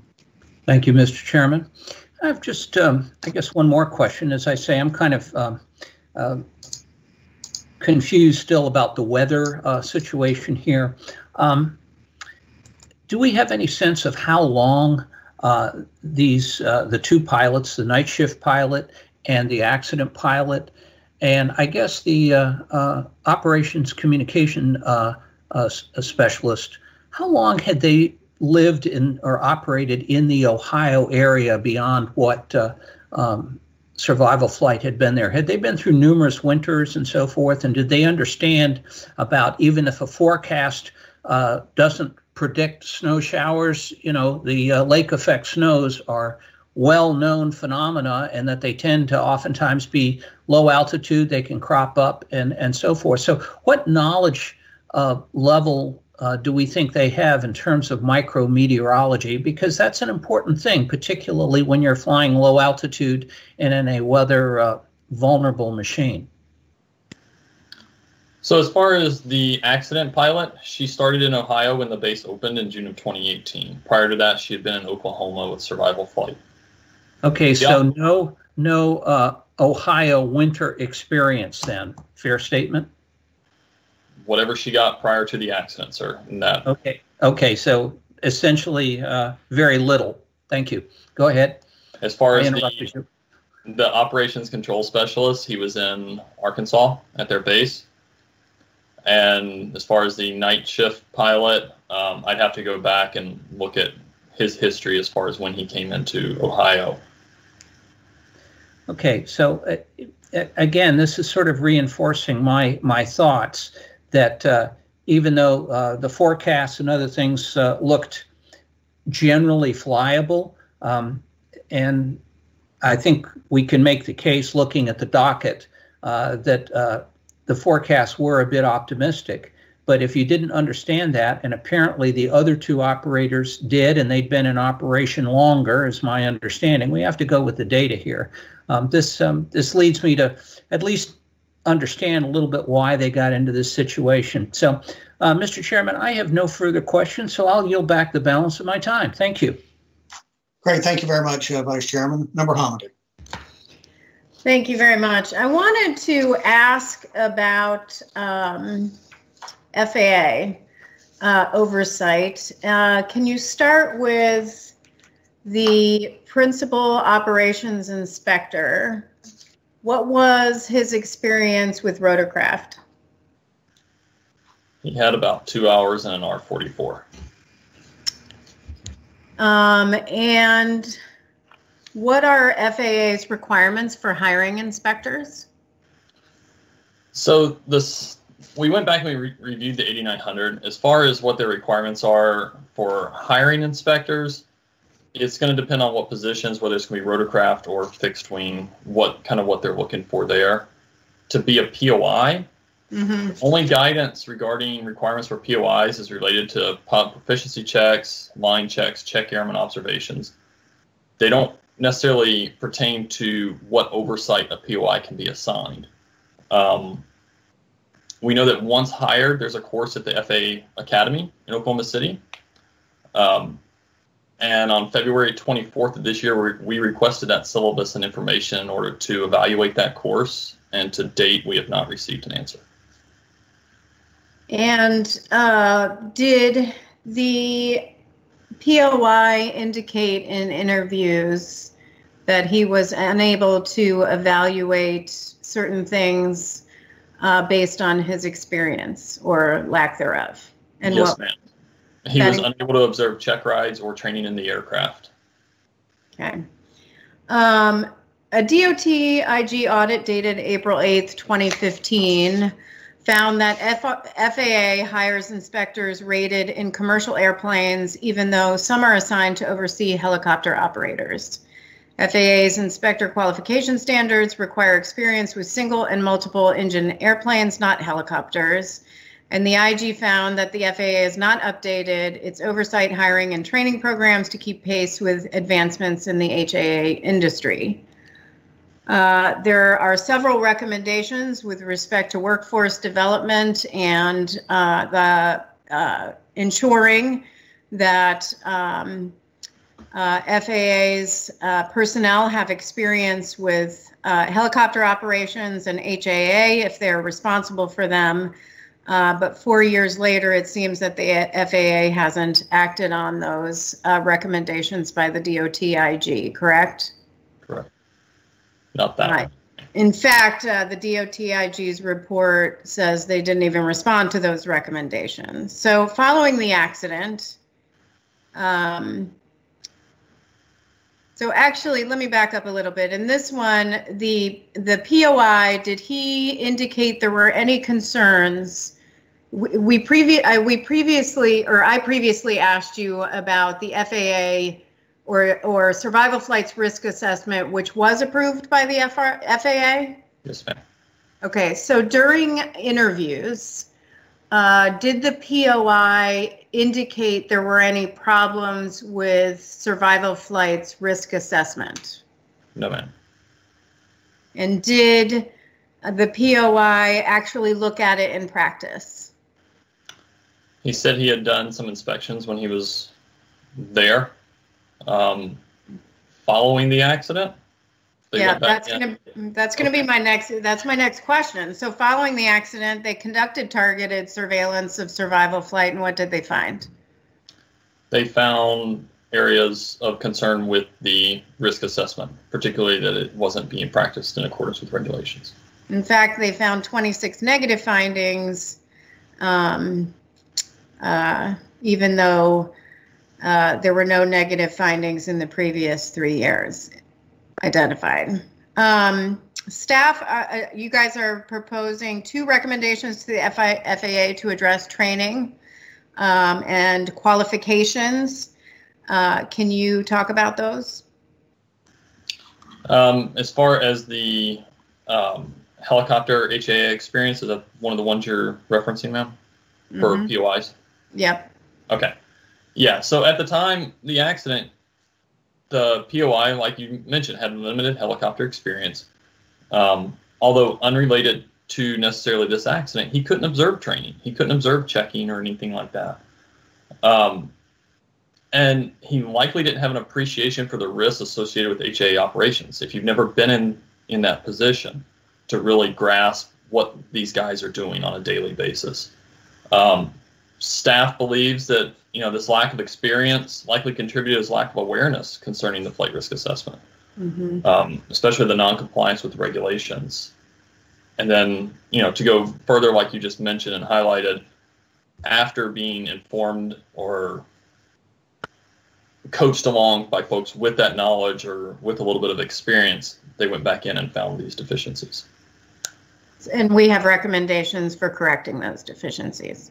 Yes, ma'am. We do have recommendations in that area. Great. Thank you very much. I have additional questions I'll save. Yes, thank you very much. And Member Chapman. Thank you, Mr. Chairman. I have no further questions, but I do want to thank our team today for their good work on the draft and in their responses to our questions. Much appreciated. Thank you. Yes, thank you very much. Mr. Brennan, have you been able to locate? If you haven't, I can just basically say what it says. No, I've located, sir. Yeah. So regarding Cames, what were they thinking? What were Survival Flight thinking about Cames? Well, they at that time, Cames had recommended weather minimums, and Survival Flight did not. They had been operating to the FAA minimum weather, and their thought was, we've been operating fine with these minimums. Why do we want to go to the Cames minimums? Now, I will point out that I'm not sure what time frame that was referring to, but currently the Cames current guidance is in line with FAA weather minimums. Cames current standards are in line with FAA weather minimums. Is that what you're telling me? Yes. Okay. So to be clear, at the time that this interview was conducted, it was said that Cames weather minimum were more conservative. They were higher than the FAA weather minimums. Is that correct? That's the information we have. Yeah. I did not have access to previous editions of the Cames accreditation criteria, so I couldn't go back to see what those minimums were. Yeah. So here's the point I want to make: is that Survival Flight did not want to go with the Cames standard because that was a higher set of minimums and they wanted to operate to a lower set, but still be still compliant with the FAA.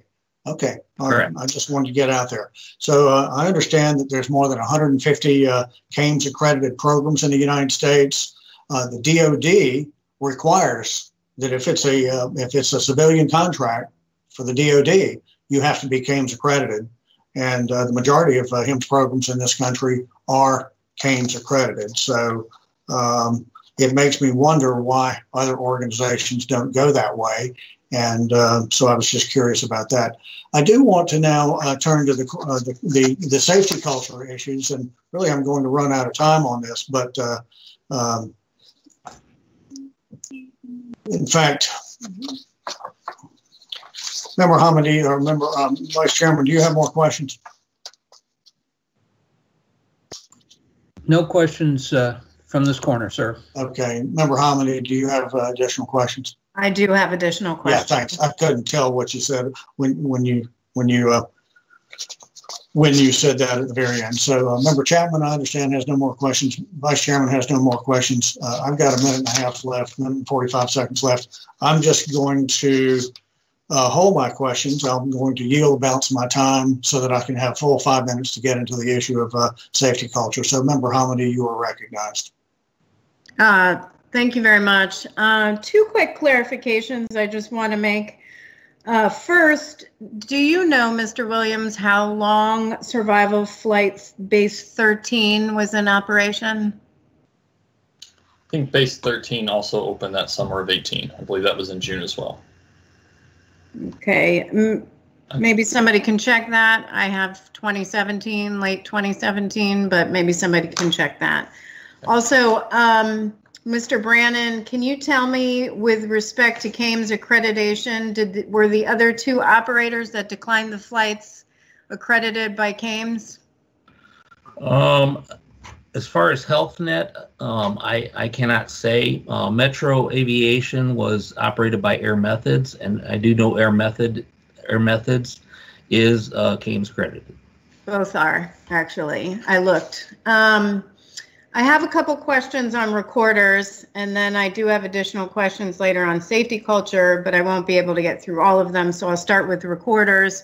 I don't know if that's Mr. Payne or somebody else, but the accident helicopter was not equipped and was not required to be equipped with a cockpit voice recorder or flight data recorder. I do want to understand what was available on this helicopter. I can talk a little bit about what's available.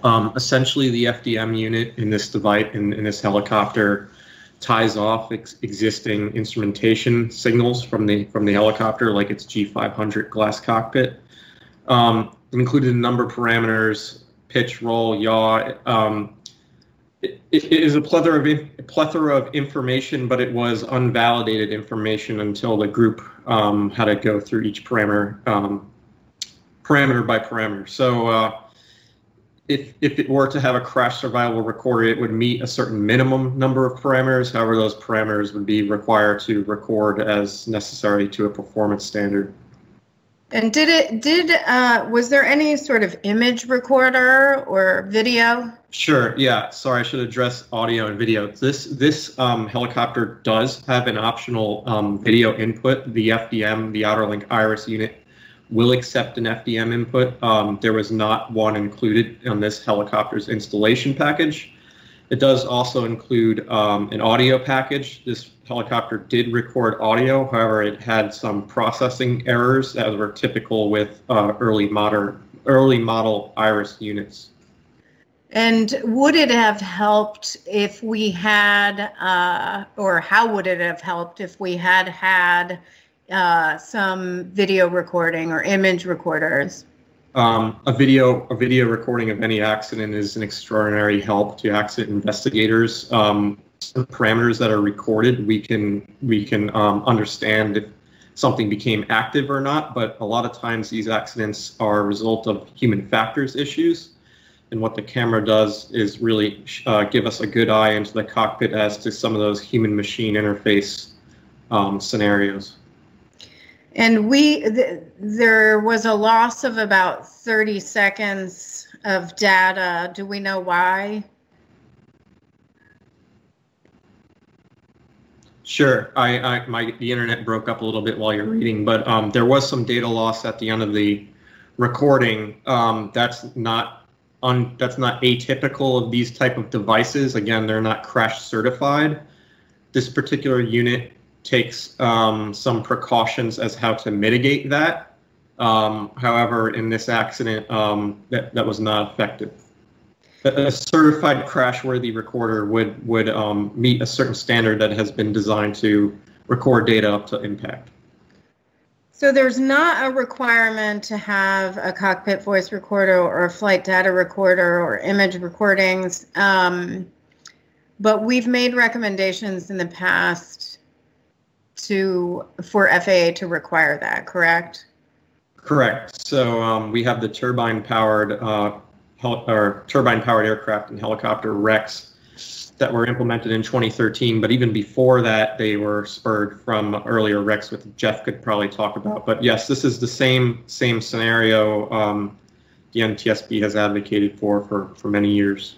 And two quick things, and I had referenced those recommendations on another helicopter crash in January in Calabasas, California, but the FAA had chosen not to implement those recommendations, and how valuable that information is for helping investigators to determine what occurred in a crash.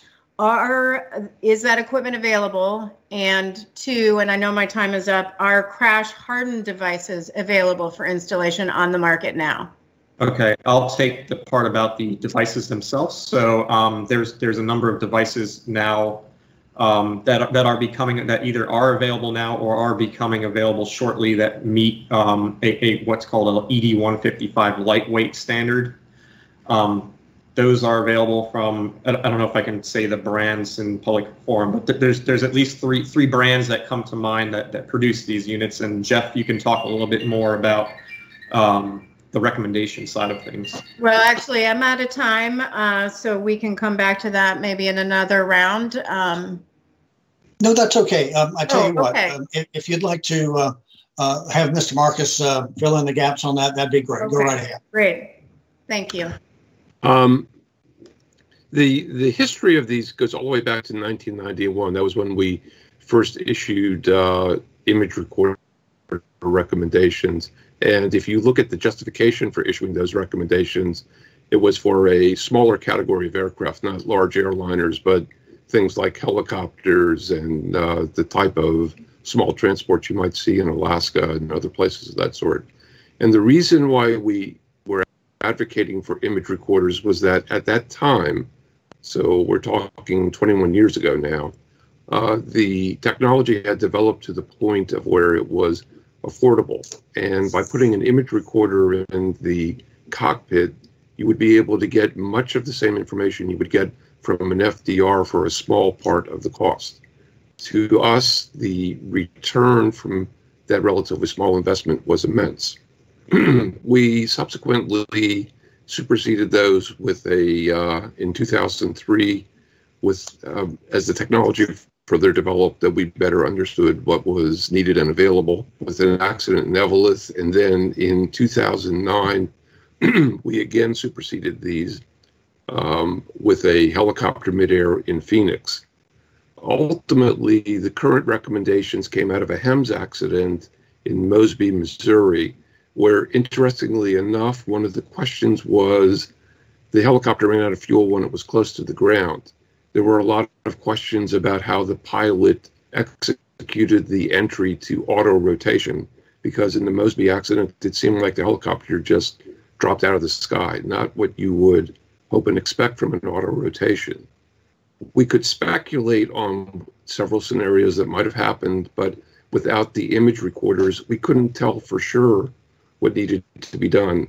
That telling for sure is the basis that the FAA needs if they were to implement operational rules. And I think that's a very important point, is that recorders provide the data needed to justify, not only to identify safety regulations, but to justify them and get them implemented. Thank you, Mr. Marcus. As usual, you are a wealth of knowledge, and I really appreciate your input. Thank you, and thank you for the extra time, Mr. Chairman. I do have additional questions, and I'll wait. Thank you very much, Member Hamady. And Member Chapman, I just want to knock on your door and make sure that you don't have any questions at this time before I go. No questions, Mr. Chairman. Thank you. Right. If you or the Vice Chairman have questions, just send me a message to let me know.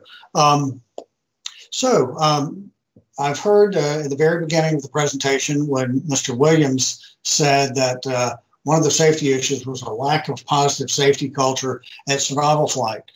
So far, I've heard about pressures to fly from some pilots, and again, I read in the interviews that other pilots didn't feel that way. I've seen that.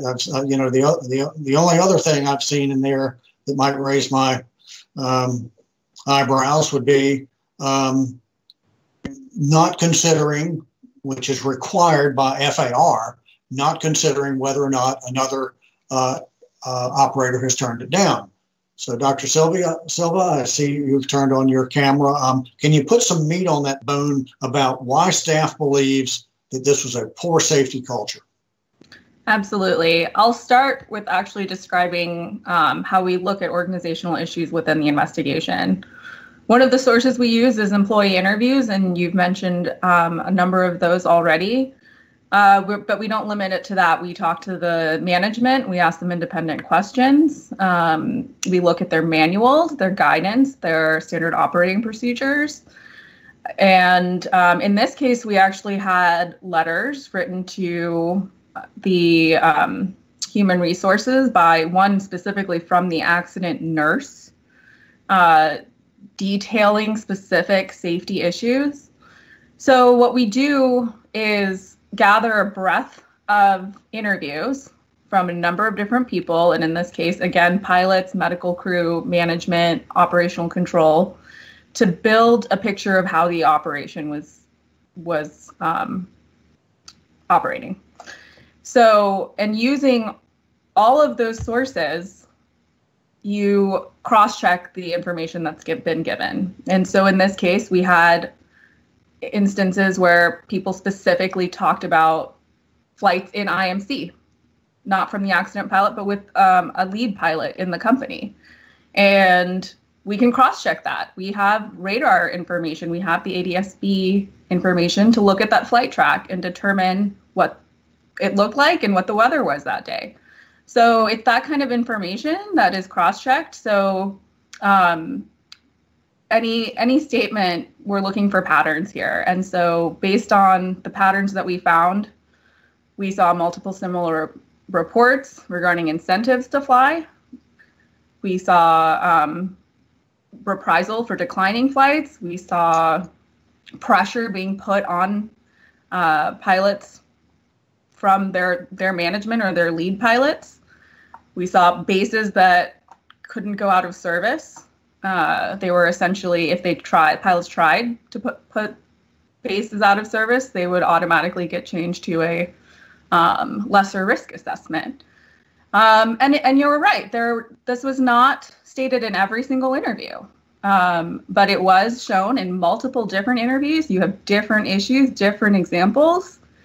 And when it comes to safety culture, you're really looking at the lowest common denominator, how your safety is driven by the message that you send. And if there's retribution for one pilot, that's going to get around. And in this case, we had a number of different examples, and we had a number of corroborating statements from even management themselves, who stated that they didn't believe that medical crew should be voicing safety concerns. So that's where we came with the safety culture.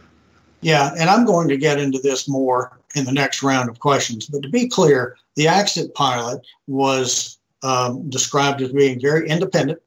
In other words, was not going to be influenced by other forces. She was a very good pilot. She was very happy in the organization. She had no complaints in the organization. So how do you think that those cultural things that you're referring to influenced this accident flight? It's a great point. You have this pilot was described in quotes as a rock star, and it actually, given her characteristics as a safe pilot, it actually highlights even more the impact of organizational safety. So you can still have safe pilots, but they aren't necessarily immune to an unsafe organizational culture, unsafe management.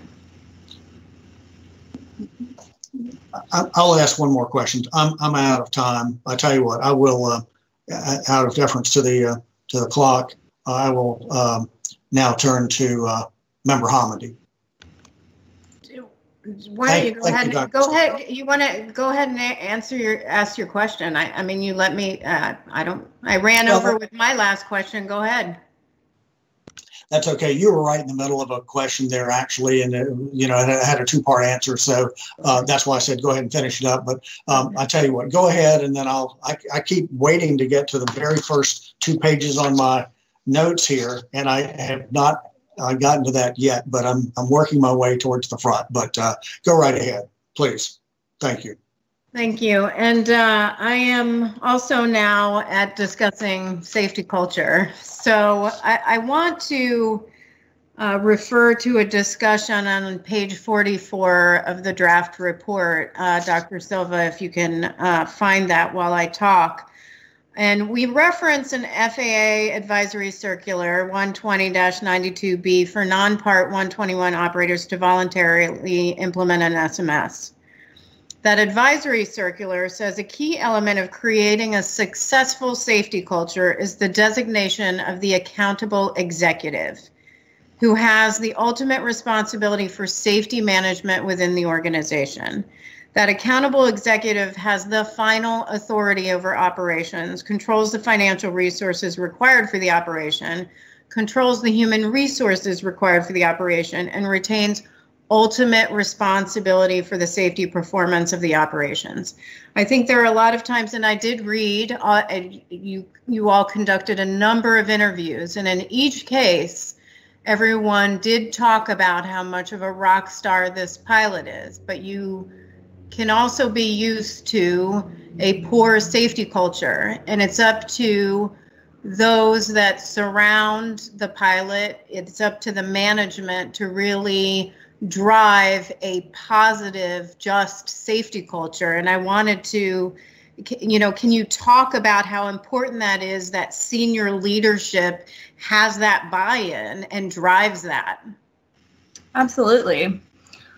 So if we start specifically with the accident flight and the procedures that the accident pilot missed, including the shift change and the pre-flight risk assessment. So those were standard operating procedures. Despite the deficiencies, they were expected to be conducted per their own regulation. So when it comes to management, if you don't have management that are advocating for completing your own procedures, and if you're not completing them to actually get followed up and enforce that, you essentially get what we call a normalization of deviance. So pilots will adjust, people in general, actually, humans will adjust to compromising on certain aspects in order to meet goals. And that's the performance of the flights was what priority was put on by management. And so that's what the message focused on. And so that's where the leadership and management come back into the operation. So you really have to have a management that advocates for safety in order to have a safe operation. Agreed. And in this situation, it seemed not that this, and it was just this company was described as damaging and toxic by some employees. But it wasn't just that. There was seemingly in the interviews this normalization of poor safety, where it was normal for everybody to conduct pre-flight risk assessments after the flight. So, I want to, and I know I have 1 minute and 20 seconds left, but as I was preparing for this board meeting, I went back and read the transcripts of the 2009 hearing that the chairman chaired. It was a 4-day hearing, and I thought one very interesting question, because we do often question whether the pilot was at fault. Could the pilot have done something different? And Dr. Evan Byrne, who is with the NTSB, had asked Keith Johnson with the Airborne Law Enforcement Association, who I believe it's now the Airborne Public Safety Association, a question. He said, on Tuesday, we heard the concept that the pilot was the final determining factor on safety, making the decision to press the start button.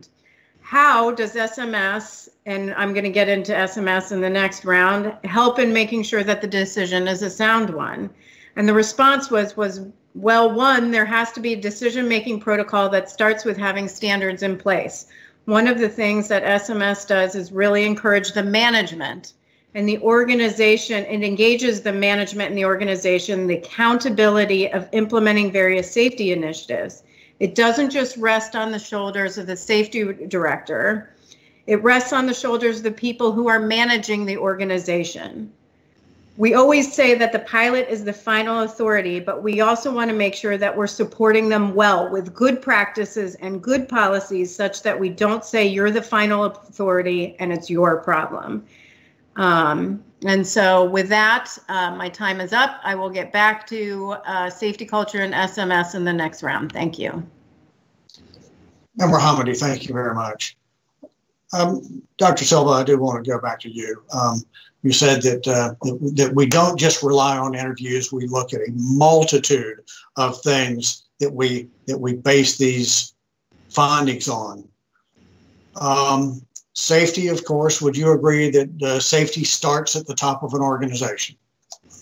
It's driven from the top. I would agree with that. Driven from the top. I did find it curious that we did not interview the CEO. The founder of the company. Any particular reason why we did not do that? So it's not usually part of our protocol to interview the CEO. Usually you see more of the financial drivers coming from that. So we focused on the operations, and that's where we went to the director of operations, and we stopped there in terms of the latter. Okay, thank you. Nobody hired me to be an investigator, but I do think it's important to know what the CEO's perspective of, and I hope that everybody at the NTSB knows how the chairman of the NTSB feels about safety. It does start with me, and I do think it has to start at the very top. I'm not sure what, about your protocols, but I think it's important to get the view of everyone, to stratify it. However, one thing that I've noticed, and you probably noticed this as well, is that the answers, and I forgot to set my clock here, so the clock's running, maybe reset. Okay. Anyway, done that before. What we find when we interview people is that the safety attitudes of those people at the top, there's often quite a disconnect between those attitudes. And as you work your way through the management, all the way down to the frontline employees, you do see widespread variance. I remember one particular accident, a railroad accident in New York, where we could measure the difference in attitude from the top all the way through the front line. Have you seen, experienced the same sort of things? Yes. Difference in attitude? Yeah. I'm sorry, I stepped on you there. One of the things that Survival Flight said, or Viking, the parent company of Survival Flight, said that, all of these interviews that were conducted were disgruntled employees. What's your answer to that? I'll come back to the breadth of interviews that we did. We interviewed 23 different people in the company in varying positions. Again, pilots, operations controls, medical crew, in addition to management. And the findings that were concluded in this report reflect, again, the breadth of the information that we've collected. So you're seeing, again, patterns, you're seeing trends, and we've, again, looked at evidence with flight radar. We're looking at the letters that were sent to management, and we're also, the interviews with management sometimes corroborates those statements as well. We'll talk about that when I get to the next round. I'll finally get to the first 2 pages of my notes that I've been wanting to get to. But, I think it goes back to what I may have said earlier about the two truths. You can have people that feel like the company is great and no problems. And then you can have people that feel that pressure. And so I think that both can be true.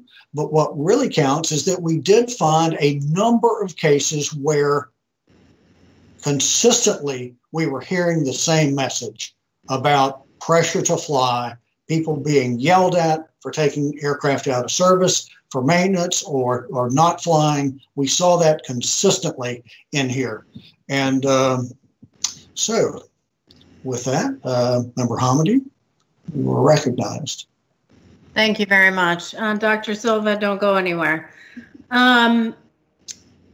In fact, I read through, there were well over 1,000 pages of interview transcript that are in the docket.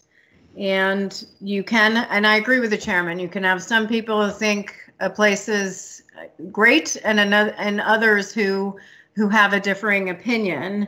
In this case, there were numerous employees that described, again, a damaging and toxic environment. That if you reported problems, you'd be blackballed, that there were pressure to accept flights, that if you declined flights, there was retribution, interviews indicating people were scared to fly, including medical personnel, others that were reprimanded for declining flights or issuing red risk assessments. So,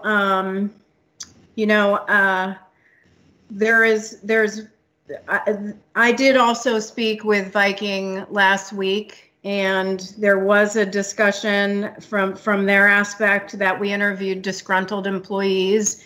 But I think where I was, and that these were people who, quote unquote, had an axe to grind with the company. I think what really bothered me was the quote that they said the NTSB provided these people with the, quote, means, motive, and we gave them the opportunity to lie. Do you have a response to that? I will come back to, again, the breadth of interviews that we did. Specifically, there were 10 pilots interviewed, ranging from lead pilots, safety pilots, and line pilots. 8 of them were current employees. 2 of them were former. So again, when you're looking at the quality of the data that you're getting, you're looking for patterns, you're looking for consistency. And so that's what we were assessing those statements for. So let me talk briefly and turn to, there were a couple of letters, and I'm sure this will take a couple of rounds. There were letters from Viking's attorneys to the NTSB on how they felt they were excluded from the investigation, and that there's the NTS, and then criticized the NTSB's deficient, and I'm quoting, deficient investigatory process. So Mr. Williams, let me ask you, there were numerous groups that were formed: airworthiness, flight data monitoring, I think a weather group, there was operations, there was human factors. Did Viking have a representative on some of those groups, or where it was appropriate for them to have representation?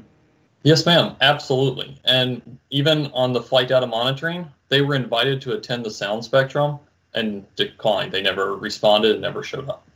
Okay. And in each of those situations, when you form a group, for those who may not be familiar and are watching, who are not familiar with our investigative process, we have formed these groups on scene of an accident, and it's to help gather the factual information needed for us to conduct our investigations. It's not for them to participate in the analysis, just the factual piece.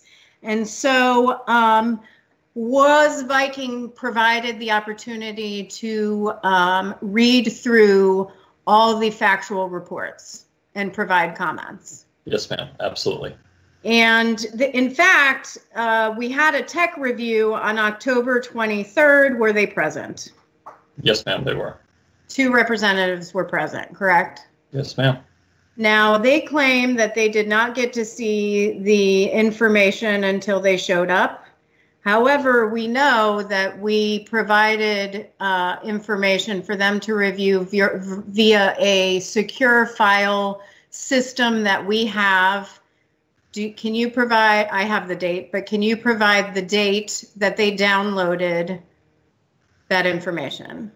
Yes, ma'am. They were provided the information on October 1st. The information was downloaded on October 4th, and again after the tech review. I believe it was October 25th, they accessed it again. So they were provided they were told October 1st. They downloaded it. They said we said it was available October 1st. They downloaded it October 4th. There was a tech review on October 23rd, and then they accessed it again, correct? Yes, ma'am. Did they have any, and my time is up, I will come back to this, but did they have any comments in the tech review? No, ma'am. Thank you very much. Mr. Chairman. Thank you. Thank you very much. Start my timer this time. So I am going to go finally to the, boy, I really am going to follow up on Member Homidy's line of questioning right there. But I want to go back to the safety culture issue. Dr. James Reason, who has written widely and is widely quoted on organizational accidents and safety culture, he says that a safety culture needs certain elements. 3 of those 5 elements are a just culture, a reporting culture, and a learning culture. Now, related to a just culture, the director of operations for Survival Flight said that he tried to have people explain it to him. Quote, "I'm not sure how it works," end of quote. And he said there it was, the way he understood it, quote, "create an environment by which everyone felt more equal in the decision making," end of quote. Dr. Silva, does this sound like a definition, a legitimate definition of just culture to you? It sounds more like a definition of CRM to me. But I mean, is this what just culture is? So when you're looking at the definition of just culture, that's the contrary. It's contrary to a blame culture, and that means looking at risks from a holistic perspective and from a systems perspective, not specifically an individual blame perspective. Yeah, so the director of operations, the person who's in charge of all operations for Survival Flight, doesn't even understand what just culture is. Can you provide examples of how Survival Flight lacked a just culture? And I think you already have, but go ahead and reiterate. We have a number of examples. And again, with just culture, you're basing it on open reporting. So pilots, nurses, essentially any company personnel should be comfortable reporting their concerns without fear of reprisal or retribution. And in this case, we saw a number of cases. We saw a number of cases where that wasn't true. You see people losing their jobs. You see demotions. In addition, you have a number of reports that did get to management that were not necessarily followed through upon. And specifically, as we talked about earlier, the management's opinions on the validity of medical crew members and their safety concerns. Absolutely. And you know, so there's just culture. Apparently they didn't have a just culture, which is one of the elements of the safety culture. Reporting culture. Do you recall, Dr. Silva, how many, and John Brannon may know, but I read it on page 30 of his group chairman's factual report, or actually page 30 of the draft report. Do you recall how many incident reports they had received over a 1.5 year period of time? I believe it was the one that one report over a 1.5 year period of time. And would that be an indication of a reporting culture? Right, that you're not seeing a healthy reporting culture just with that evidence. Yeah, and furthermore, the director of safety and training said he knew that pilots were comfortable. He knew that pilots were not comfortable reporting safety issues to management. Here's the director of safety and training saying that he knows that pilots are not comfortable. Now, is that person still there, by the way? The director of training, safety and training? I mean, was he disgruntled when he was relaying that? Probably not, because he's still there. He was employed by the company at the time of the interview. An informed culture, that's another element of it. Flight data monitoring. In an interview, the director of operations said it took too long to download the file and, quote, "then I don't know what you would do with it."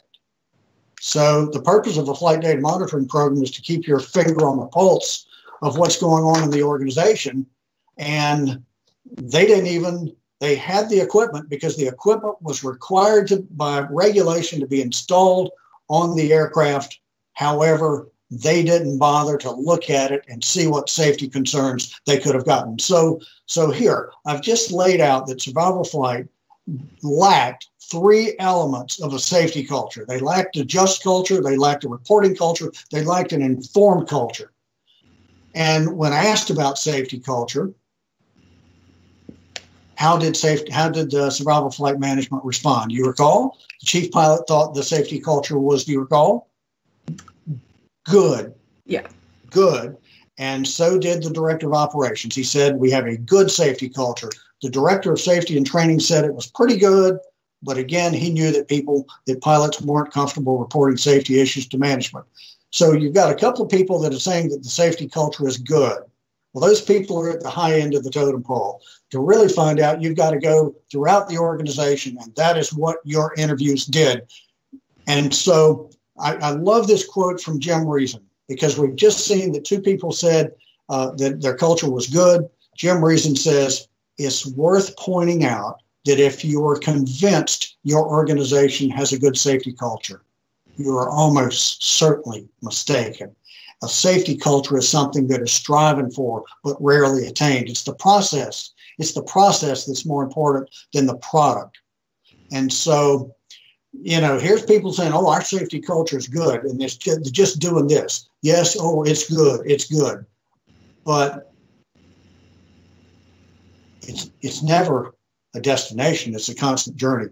And Member Hamady, I'm going to go just another minute or two, and then I'll go back to you. But you know, we saw numerous cases of the rank and file saying that they were lead pilot in base 14, had multiple reports of him flying in adverse conditions. We talked about a lot of pressure to fly.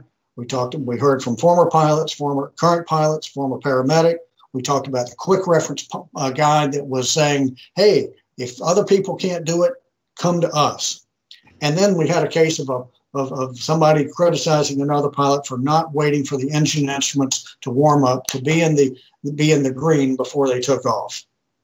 And I'll ask one last question before returning to Member Hamady. Dr. Silva, did you find evidence of employees being reluctant or perhaps even afraid to report safety concerns? Yes. A culture of fear and a culture of safety cannot coexist. So with that, I turn to Member Hamady. Thank you. And I think the lack of a safety culture is also reflected in their response to our investigation.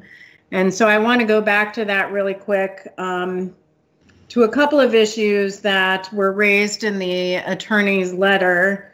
And one of which is they say there was a due process issue because Viking management was not permitted to participate in the investigation. Can you address that? Yes, ma'am.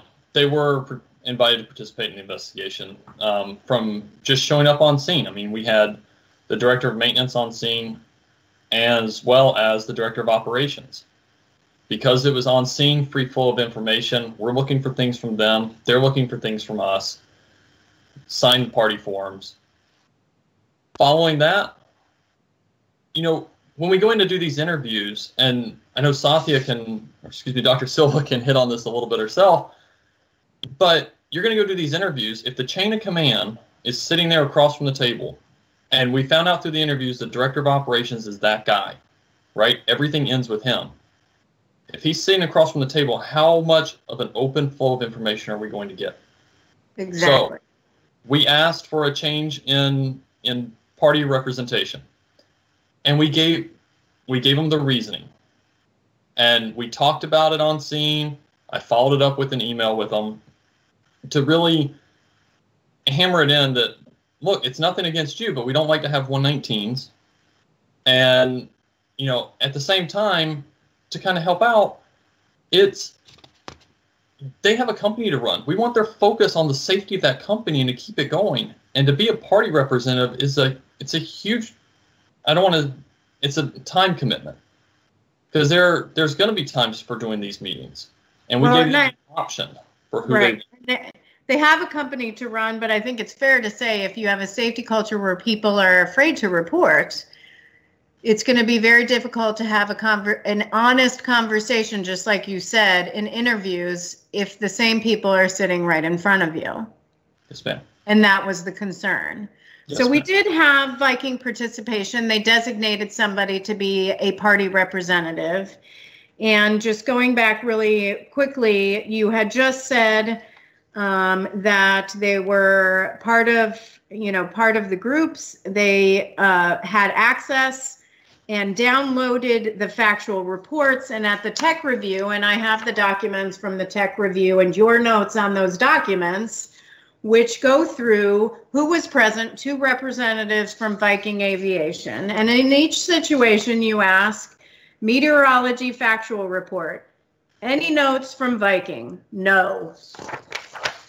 Flight data monitoring factual report. Viking? No. Personal electronic devices factual report. Viking? No. Electronic devices factual report. Viking? No. Sound spectrum study. Viking? No. Aircraft performance study. Viking? No. Operational human performance factual report. Viking? No. Other people did provide some information and some changes they think that were needed. They did not. They were given that opportunity, correct? So when they say agency investigators didn't provide us the opportunity to correct errors and omissions in those reports, they were provided that opportunity, correct? Yes, ma'am. Okay, so, and then second, they did, that party representative, because I did read the interviews, was in the interviews, correct? Yes, ma'am. So there was an opportunity for them, and they were provided the opportunity each time in those interviews to ask questions, correct? Yes, ma'am. And in most situations, they declined to do so. There is one other quote that I thought was interesting in the attorney's letter to the NTSB that says the NTSB converted our investigation into a springboard to advance our dispute with the FAA regarding the scope of industry regulation. What's your response to that? For that, I would like to ask Ms. Schultz. Thank you. Thank you, Member Hamady. As you know, in any NTSB investigation, we're going to look at all systemic factors that contributed to an accident, as we are here. We're looking at the operator, we're looking at the FAA as well. And so every investigation, we would look at that focus. That is our charge and our mission. And that's what we are doing here. Correct. And, I would also add that we don't have some sort of ongoing dispute with the FAA. There are some recommendations, numerous recommendations they haven't implemented, but in fact, we have a pretty good working relationship in many areas with the FAA. We work jointly to try to improve safety. You participate, Ms. Schultz, in a number of safety initiatives, as does your staff, to work collaboratively with the FAA to improve safety. That's correct. We have a well-established, long-running relationship with the FAA. They work with us on our accident investigations, and commensurately, we work with them to try to advocate for safety improvement through regulations that we would advocate through our recommendations and other voluntary programs that they initiate. Thank you very much. Mr. Chairman. Yeah, thank you, Member Hamady. Mr. Williams and Ms. Schultz. Right after I got off a phone call with Viking yesterday, I initiated a call with each of you because I said, I have been around the block a few times and it seemed unusual. In fact, I have been a party member myself in a former life. And I said, it seems unusual to me that the NTSB would have veto power, if you will, over who is going to be the party coordinator. I've never heard of that before. So I called and I wanted to know the answer to that. Mr. Williams, will you explain how that went down? Did you tell Viking that they could not have the director of operations as a party member, as their party coordinator? No, sir. It was not a very direct conversation. We had a meaningful conversation about it. And even from the emails that I have, between him, like I just mentioned to Member Hamady, we explained why. We explained the 119 official. We explained, having that company to run and actually have a good discussion about it. Follow that up with an email. Yeah, follow that up with an email, and he even, the director of ops even wrote back. He said, if you want someone other than the chief pilot, he said, let me know. We have 3 check airmen available: the chief pilot, as he put it, the safety guy, which was also the last one to give the pilot her check ride, or this lead pilot at one of their Arkansas bases. So because he was the most detached, that's who we said, yes, you're offering him to us. Absolutely, that's who we would like. Did you specifically tell Gary Mercer that he could not be the party rep? I believe at some point that did come out, yes, sir, that we wanted someone else because of the 119 in the chain of command. Okay. They ended up pretty much throwing their own party coordinator under the bus, saying he was basically knew the least about the operation of anybody, and that he was sort of what they call him, a weak sister or something like that. I was not in the meeting, sir. Is that right, Ms. Schultz? Yes, sir. That's the language I recall. Yeah, I can understand why they wouldn't want that person to be their party coordinator if he's a weak sister and knows nothing about the operation. But if that's the case, I'm kind of curious why he's a check airman for that organization. Furthermore, I'm wondering why he's still employed there. Is he still employed there? To the best of my knowledge, yes, sir. I have not heard otherwise. You know, here's the thing. Ah, shoot, forgot to set the darn clock. I've probably sat through, in the nearly 14 years that I've been on the board, over somewhere close to 200 board meetings, just like we're doing now, except for they're not done virtually like we're doing. I've really seen kind of two types of organizations. There are organizations that say, you know what, we accept that we didn't do something right, and we're learning from this. And then I see organizations that are in denial. And that's what this appears to be, that Viking/Survival Flight is one of those that's in denial, as evidenced by their lawyer's 12-page letter to us to tell how we were wrong. We denied them due process, which, by the way, there is no due process. Being a party member is a privilege, not a right. But we're wrong. Well, let me tell you, denial is the enemy of change. And my biggest fear, is that we're going to slap this gavel down at the end of this meeting, and Survival Flight/Viking is going to say that NTSB doesn't know what they're doing. They got it all wrong. Well, you know what? It wasn't our company that had the crash. We're the only ones in the whole process that do not have a dog in the fight. So, you know, people can criticize us, but our job is to find the truth. And we're not always perfect, but our values remain in place.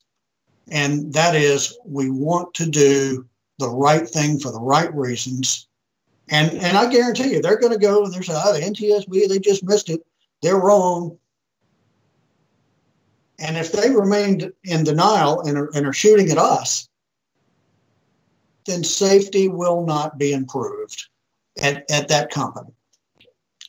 So, Member Hamady, I'm going to revert to you or any of my other colleagues who have further questions. I just wanted to clarify, because I don't think in that conversation you were suggesting, Mr. Chairman, that the party representative should not be employed by Survival Flight. I think your point is that person wouldn't have had such a tremendous role if they were somebody who was not up to the task. And I appreciate you clarifying that. You're right. Yeah, Go ahead. No, good, thank you. And the only reason I wanted to clarify that is because I do have some concerns about what has been reported in interviews about this company and the lack of a safety culture and the in harassment and intimidation that has been reported, I would not want that to be aimed then at the party representative. I think, I think it would be good to talk a second about, Viking thought they had something like SMS. They clearly did not. Safety culture, a just safety culture, reporting without fear of reprisal, that's all part of a safety management program. So I want to give you some time, and either Mr. Williams or Dr. Silva, to talk about why we continually say in accident investigation after accident investigation, regardless of the mode, why SMS is needed. Why is it so important? What are the key tenets to SMS? And I have one follow-up question to that. Go ahead. Okay. So regarding why SMS is important, what it does is give an industry accepted structure to a safety program. In theory, the individual components, which I'll describe in a second, should be present in any operation, from an operation with 200 aircraft to a single pilot, single aircraft. These are all things that should continually be done. So what SMS does is define a structure for what that would look like. There are 4 components of SMS.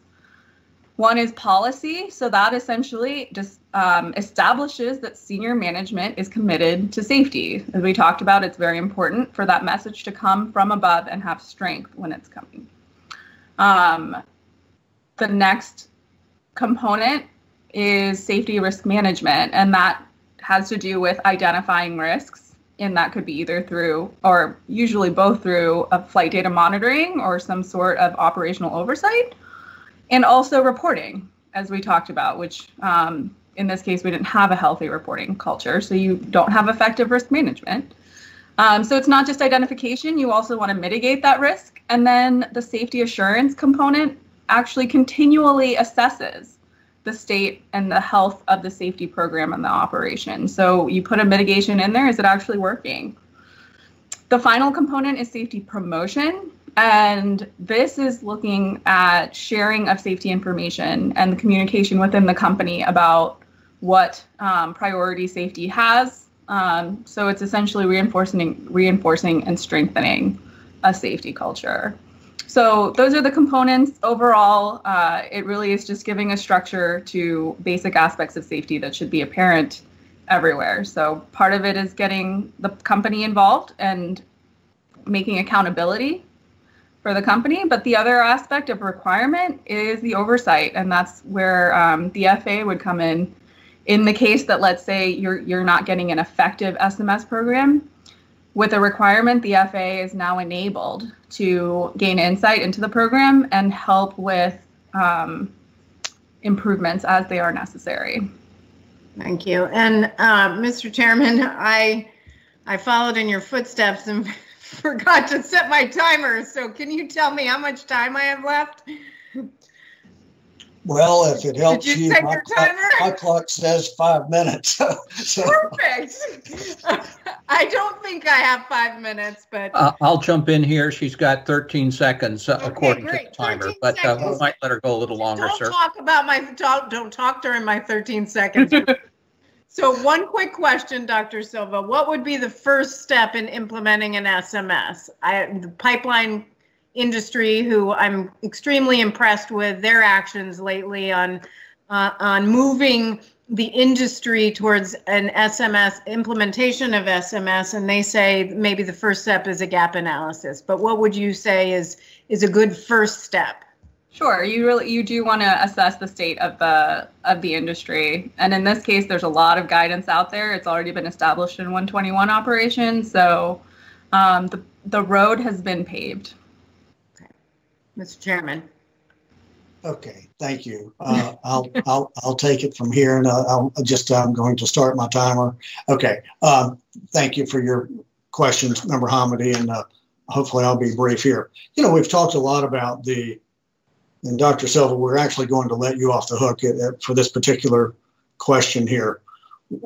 We've talked a lot about the organizational issues. We've talked about the weather, but we still haven't talked about why the proximate cause. We've talked about the organizational issues, but what actually led this helicopter to end up in the bad situation that they did? We know that we have an airworthy aircraft.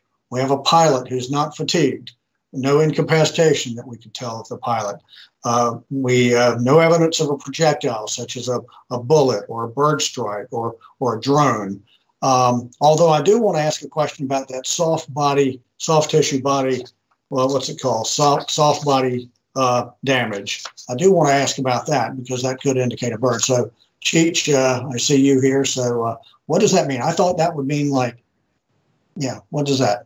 It could be birds. So soft body FOD damage in the engine is characterized by curling deformation of the compressor blades. In this case, we did see evidence of soft body FOD damage on the engine compressor blades, but that's caused by pliable objects, which could be birds. In this case, we believe it's when the helicopter went through trees, it likely ingested materials from that trees to create that soft body FOD damage. But plastics, rubber, organic materials can cause that type of damage, and it indicates a running engine, though, which is important in our case to determine.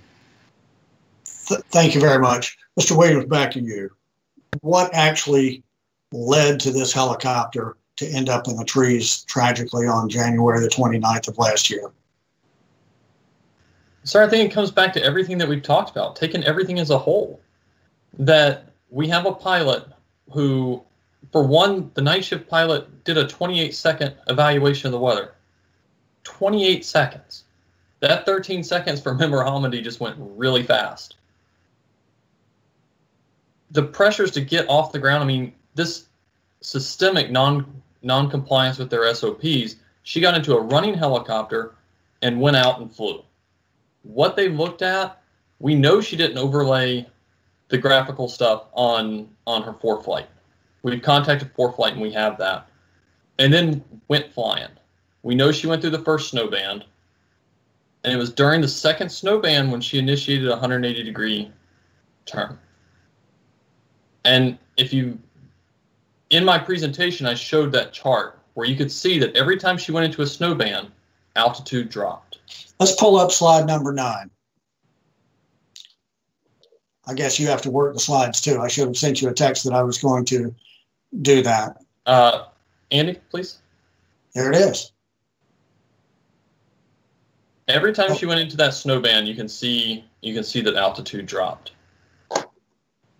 There were, we've looked at the ECU data that the helicopter is responding to inputs that she's making, as far as increasing collective over, exceedances, and then lower the collective, and then pull it back in another exceedance. And I believe that's the time, and Marie, correct me if I'm wrong, that's the time that we believe the aircraft impacted the trees, was when the collective was dropped that second time.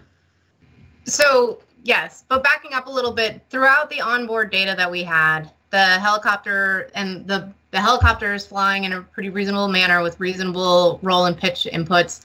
And then the only pilot input that we have recorded is the collective. And it all is completely within the normal flight regime as she's going up until the very end of the onboard data.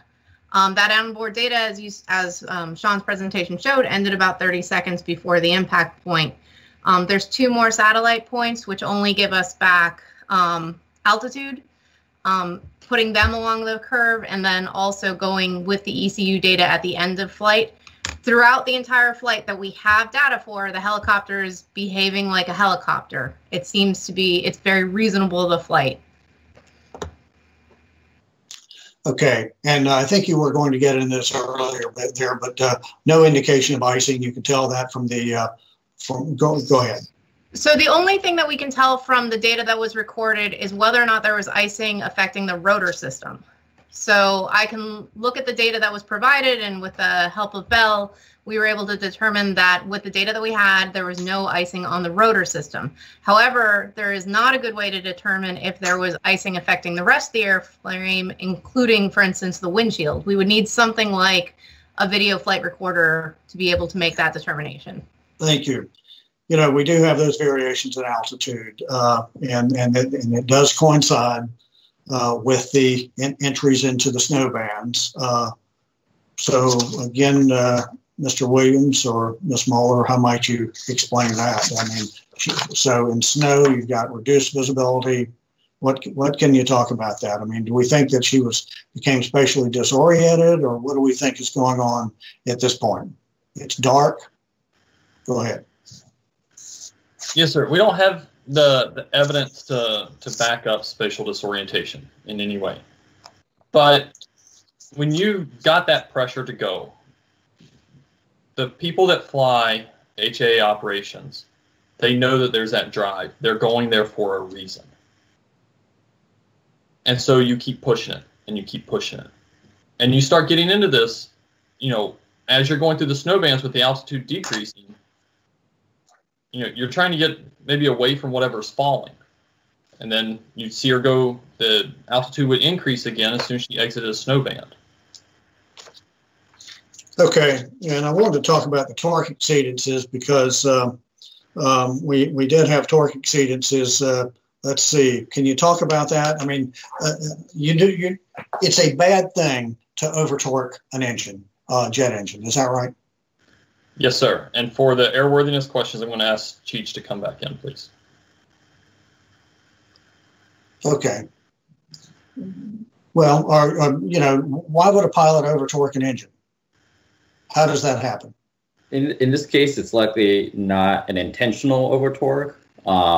She has to manage her power levels during flight. And in this case, it could have gotten to a regime where she was demanding too much power from the rotor system, the engine's trying to compensate, and you get into an over torque situation.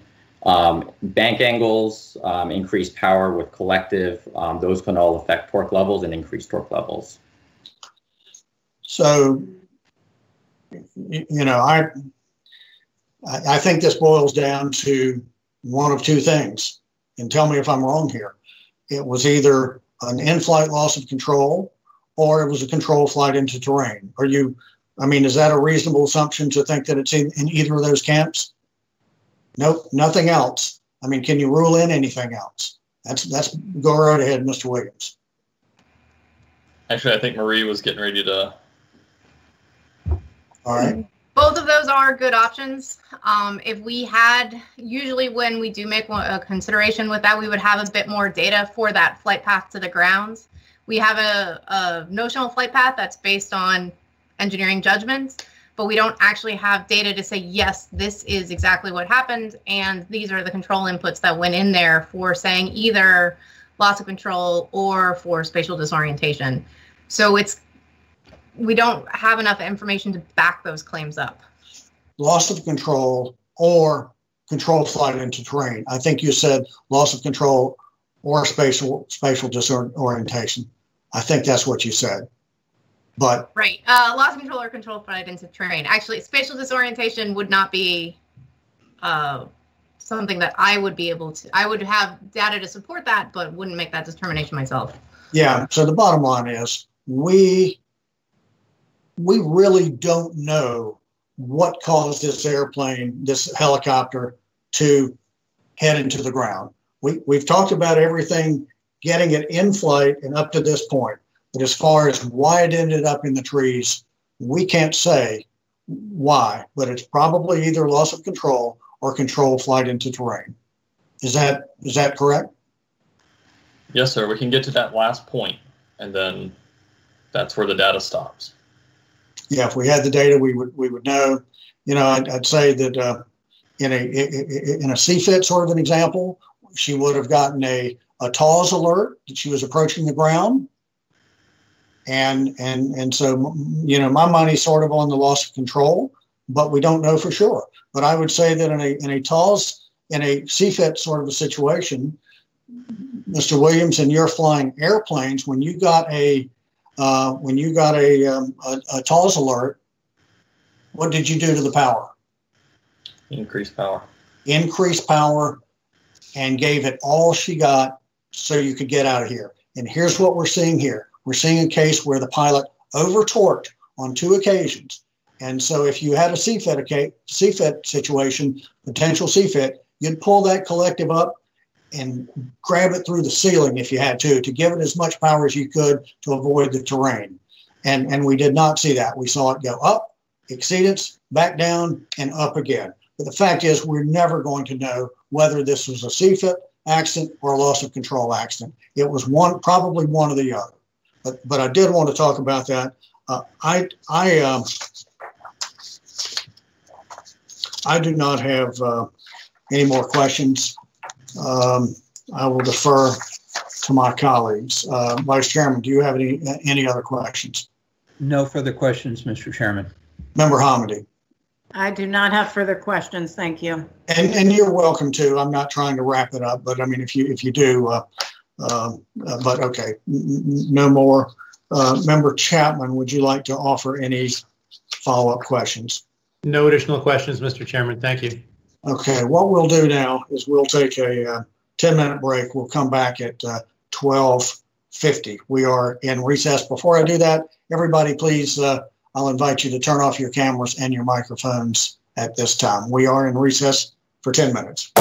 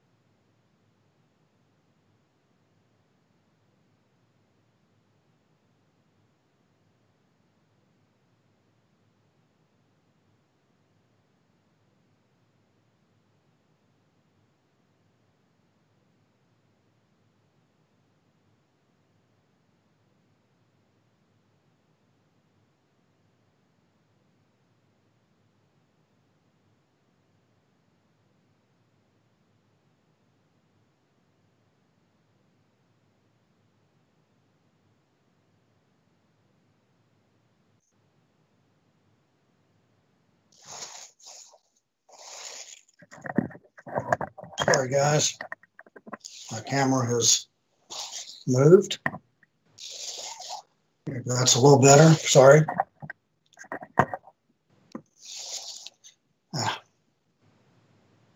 Okay. We are back. We're back in session. And Mr. Curtis, if you'd please read the proposed findings.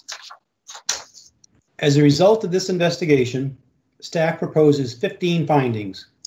Number 1, the pilot likely encountered instrument meteorological conditions inadvertently when the helicopter flew through a snow band, which resulted in decreased visibility. Number 2, in an attempt to recover from the inadvertent instrument meteorological conditions, IIMC encounter, the pilot began a 180-degree turn as part of an IIMC escape maneuver, in keeping with standard operating procedures, but did not maintain altitude and allowed the helicopter to descend until it impacted terrain. Number 3, none of the following were factors in the accident. 1, pilot qualifications. 2, pilot medical conditions or impairment by alcohol or other drugs. 3, the airworthiness of the helicopter. Number 4, survival factors risk assessment process was inadequate for identifying weather risks for the accident flight, as illustrated by 1, consistent failure by survival flight operational personnel to complete the risk assessment worksheet before every flight, including the accident flight, and 2, the absence of required elements on the worksheet, including en route weather risks and refusal of previous requests for a flight. Number 5, survival flight's lack of a procedure to train pilots' actual duty time contributed to the ineffectiveness of the company's risk management. And I hate to interrupt you on that. Would you, does that say survival flight's lack of a procedure to track pilots? Is that what you have? I do, sir. Okay. I apologize for interrupting. I should wait until the end. I thought you said train, so I just wanted to make sure I heard that correctly. Thank you. Apologies, sir.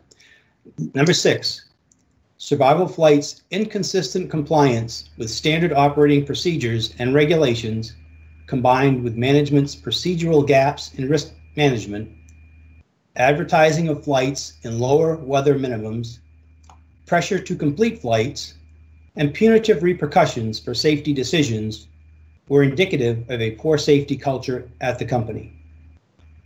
Number 7, survival flight's poor safety culture likely influenced the accident pilot's decision to conduct the accident flight without a shift change briefing, including an adequate pre-flight risk assessment.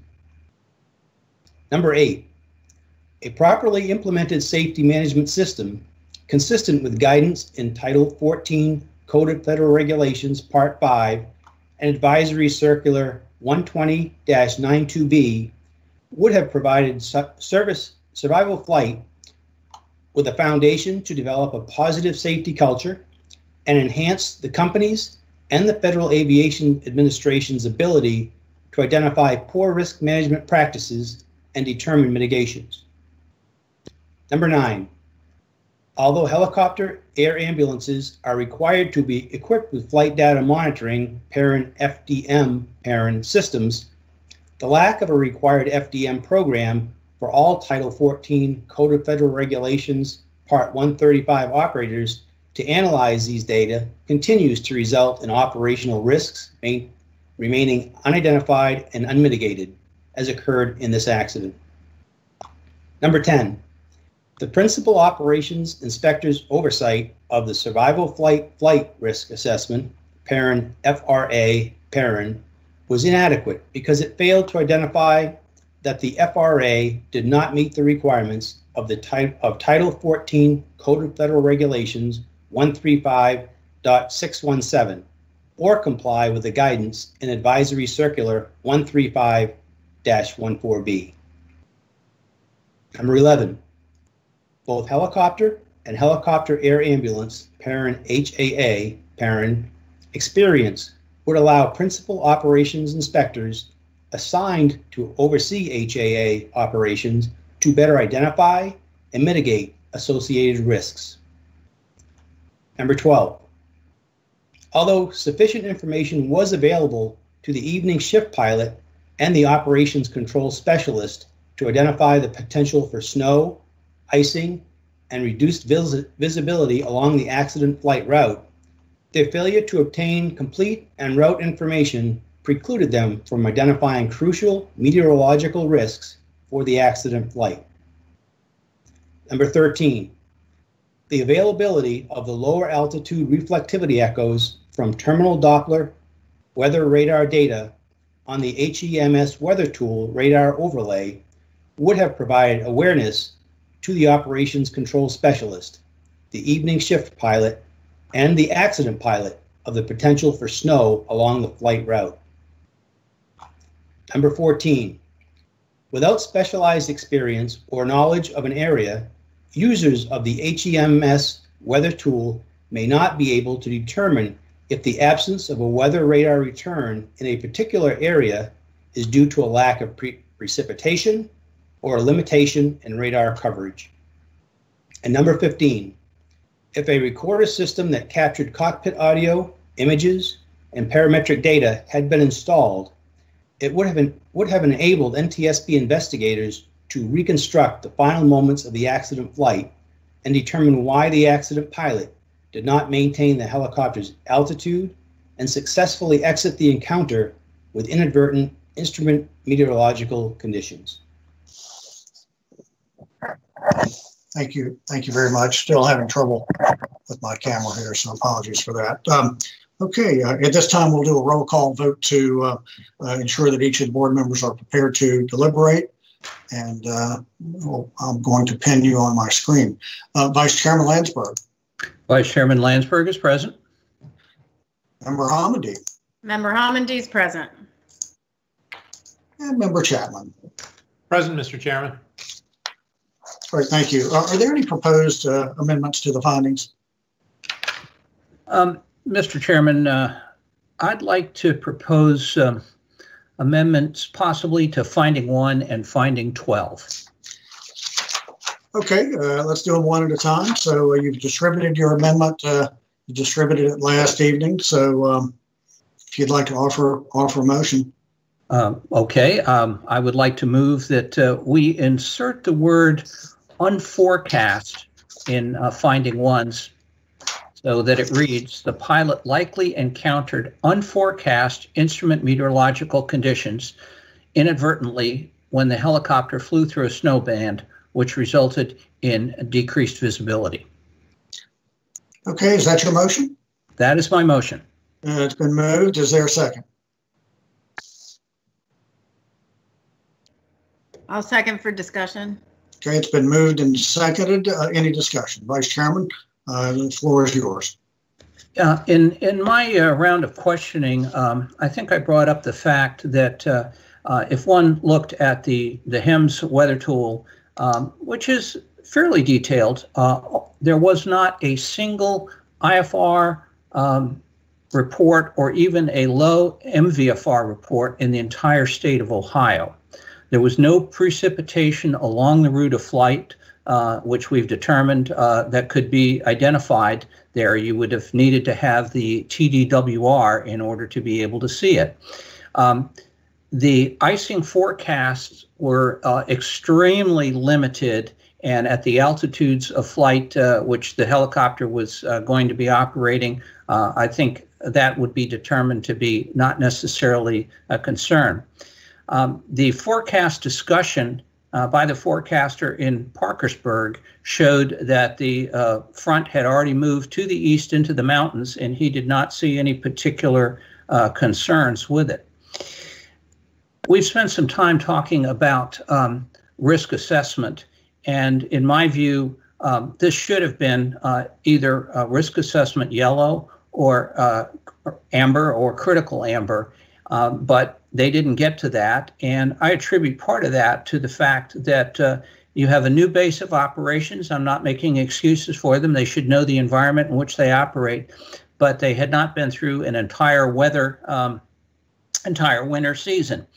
So on the face of it, should they have delved a little bit deeper? Yes, but in terms of what the official forecast said, and that's what I'm going on the official forecast, taking the flight, it should have been coded amber.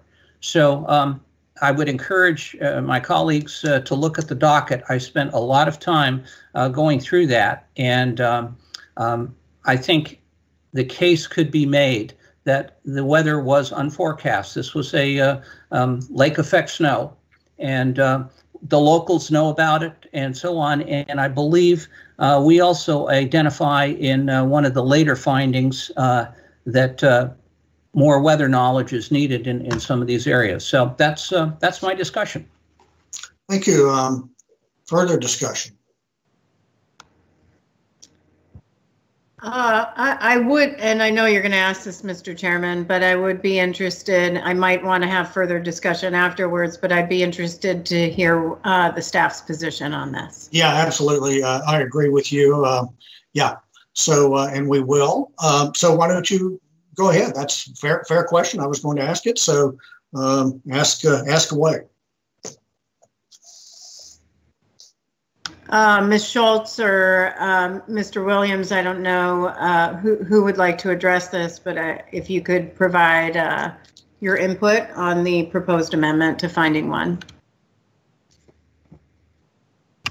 Staff would like to provide some input, technical input, and I believe Mr. Suffren is prepared to talk at length about the details of the forecast.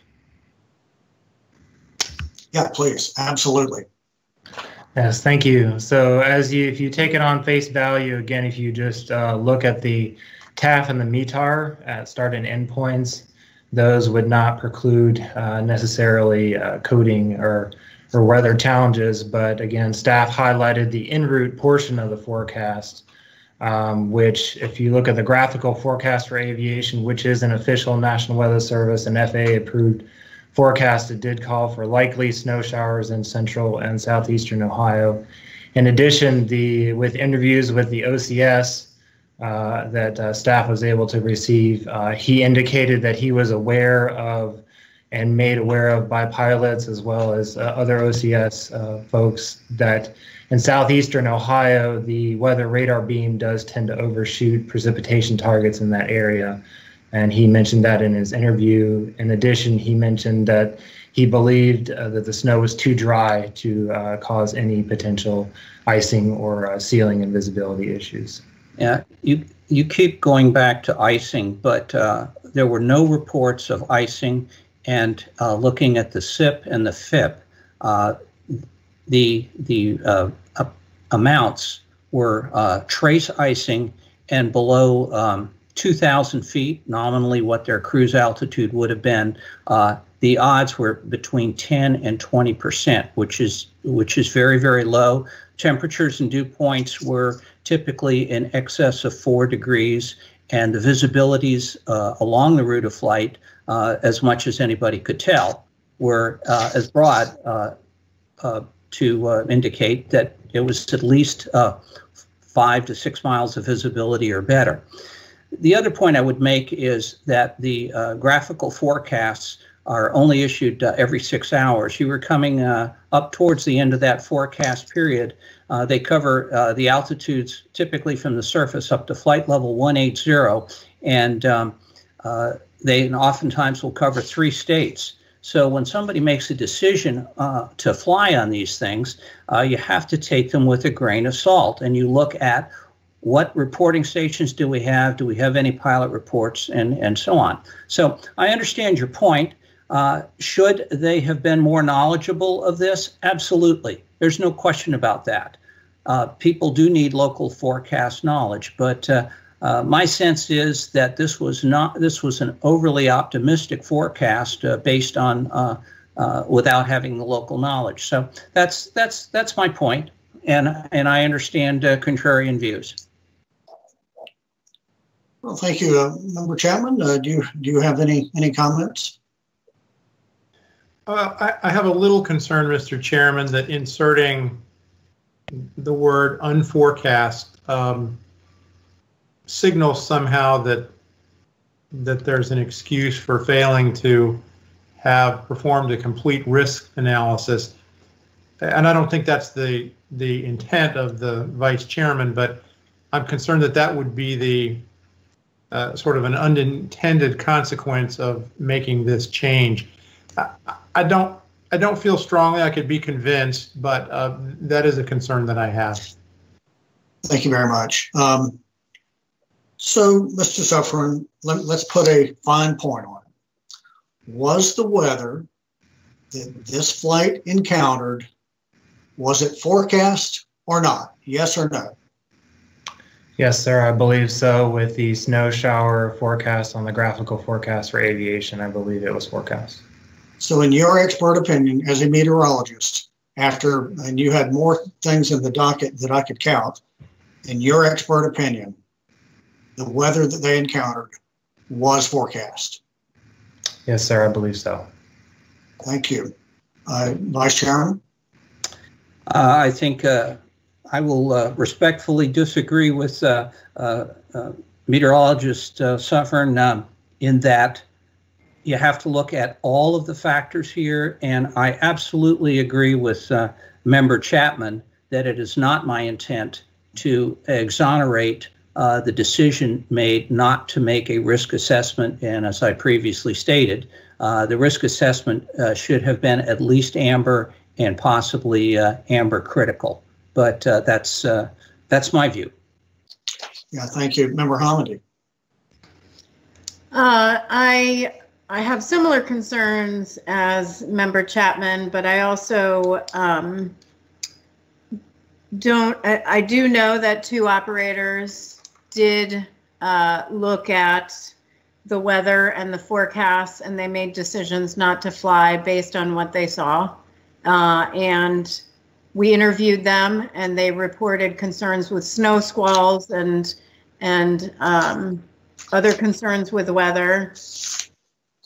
And I don't think we can say just because an operator wasn't there longer than 6 months that shouldn't provide them with some sort of appreciation for the weather, considering survival flight base 13 was there for significantly longer than that. So it is their responsibility to look at whether both, not just the pilot, but obviously the OCS and others that were making decisions. So. Thank you. Member Chapman. Mr. Chairman, I think the input from staff is very helpful. I do have this concern, as I indicated, and I think at this point I'm inclined to vote against this change. Thank you. I do know that Vice Chairman Landsberg's father was a distinguished meteorologist. I do know that. So I have a lot of respect for the profession of meteorology. We have heard a professional meteorologist say that, in his opinion, this weather was forecast. I go to look in the docket here, and MedFlight said that they turned it down because of a airment, a weather icing airment for from icing from 0 to 8,000 feet, snow showers. That was the primary reason for turning it down. In fact, they did encounter snow showers. They didn't encounter airframe icing, but they did say that they did, as part of their statement, snow showers. The HealthNet pilot said that the weather reporting stations were reporting VFR, and that's where I started out my line of questions this morning on. It concerned me that, that maybe we're being unfair here, because when you look at the HIMSS weather tool, everything was, not sure if it was greened, but it was showing marginal VFR. So I guess that'd be what is that, amber? When I checked HIMSS weather tool last week, everything was green. But anyway, HealthNet reporting stations were VFR, icing probability at 1,000 feet AGL or greater than, with 1,000 feet AGL with greater than 75% probability. here's where it was. Although the reporting station showed VFR, there were snow squalls present that would reduce visibility and ceilings to below minimums. So he said that in the area, snow squalls don't always show up on radar.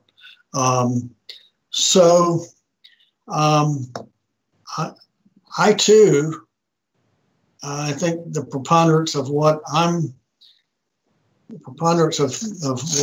looking at is indicating that primarily primarily relying on Mr. Suffren that it was forecast. And didn't when I asked you earlier, didn't you say that there was like a 3-hour outlook or something overlay that was reporting something or another, Mr. Suffren?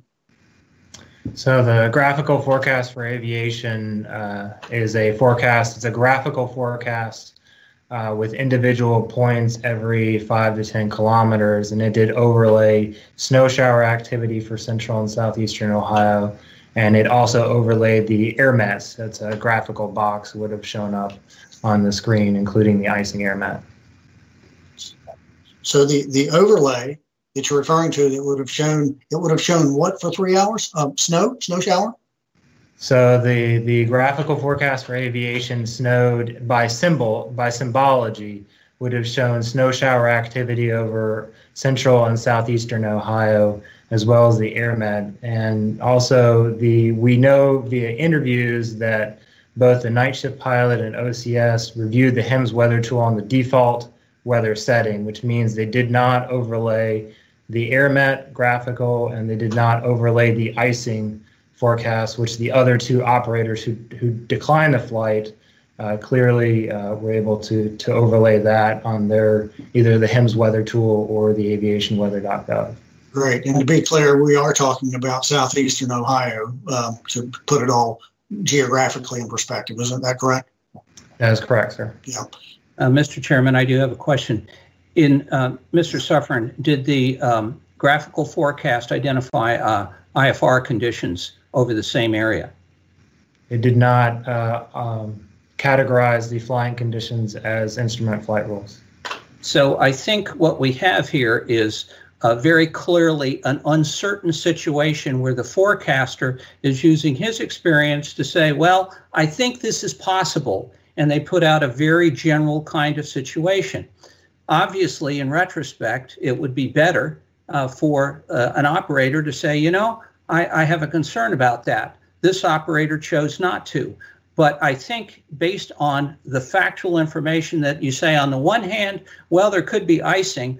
The other icing area that or forecast that I mentioned to you, the current icing product and the forecast icing product, which tends to be quite a bit more granular than the air mats that come out, had a minimal chance of icing. And we saw that did not happen in the aircraft. And the fact that on the one hand, they say there are snow showers, and on the other hand, they say, but it's not going to be below instrument minimums, to me indicates that there's a great deal of uncertainty there, which means, by my definition, it's unforecast. So that's why I feel that this comes out the way it does.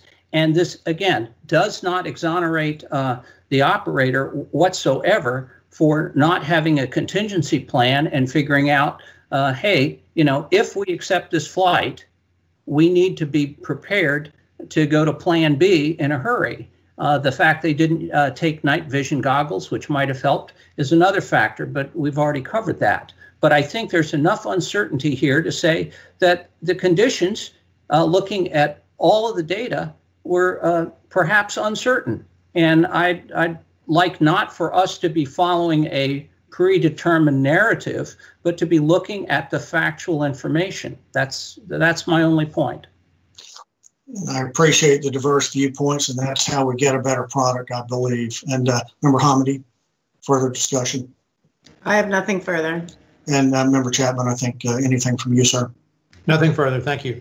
Thank you. And I'll just sort of end it in my comments on this. That two other operators apparently had information that they needed to turn down the flights, and we've heard a meteorologist say that in his professional opinion this was forecast. So Unless there's further discussion, I'll call for the question. Okay, we're just talking about finding one now? That's correct. Okay.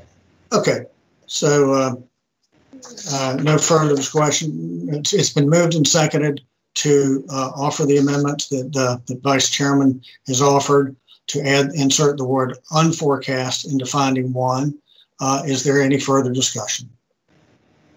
Okay, we'll take a roll call vote. And so we'll do a roll call. Those in favor of the motion will vote aye.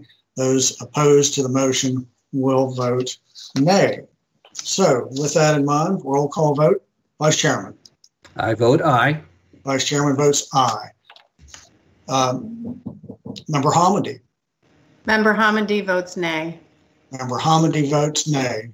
Member Chapman. Member Chapman votes nay. Member Chapman votes nay. The chairman votes nay. The motion fails to carry. The vote was 3-1. 1-3. 1 aye, 3 nays. Vice Chairman, would you like to offer an amendment for finding number 12? I would, Mr. Chairman. Yes, sir. I would like to move that we insert some language into finding 12 so that it reads as follows. Although sufficient information was available to the evening shift pilot and the operations control specialist to identify the potential for snow, possible icing, and reduced visibility along the accident route, they failed, I think that's an insert, to obtain complete en route weather information, which, that's an insert, precluded them from identifying crucial meteorological risks for the accident flight, and here's the meat of it, and prevented a meaningful shift transition briefing to the day shift accident pilot as required by the OPSPEC and by CFR 135.617 alpha. Thank you. I know that's a mouthful. I'd like to just have 60 seconds for us all to read that one last time. I know you distributed it last night, but I'm going to spend about 60 seconds just reading it one last time. Please.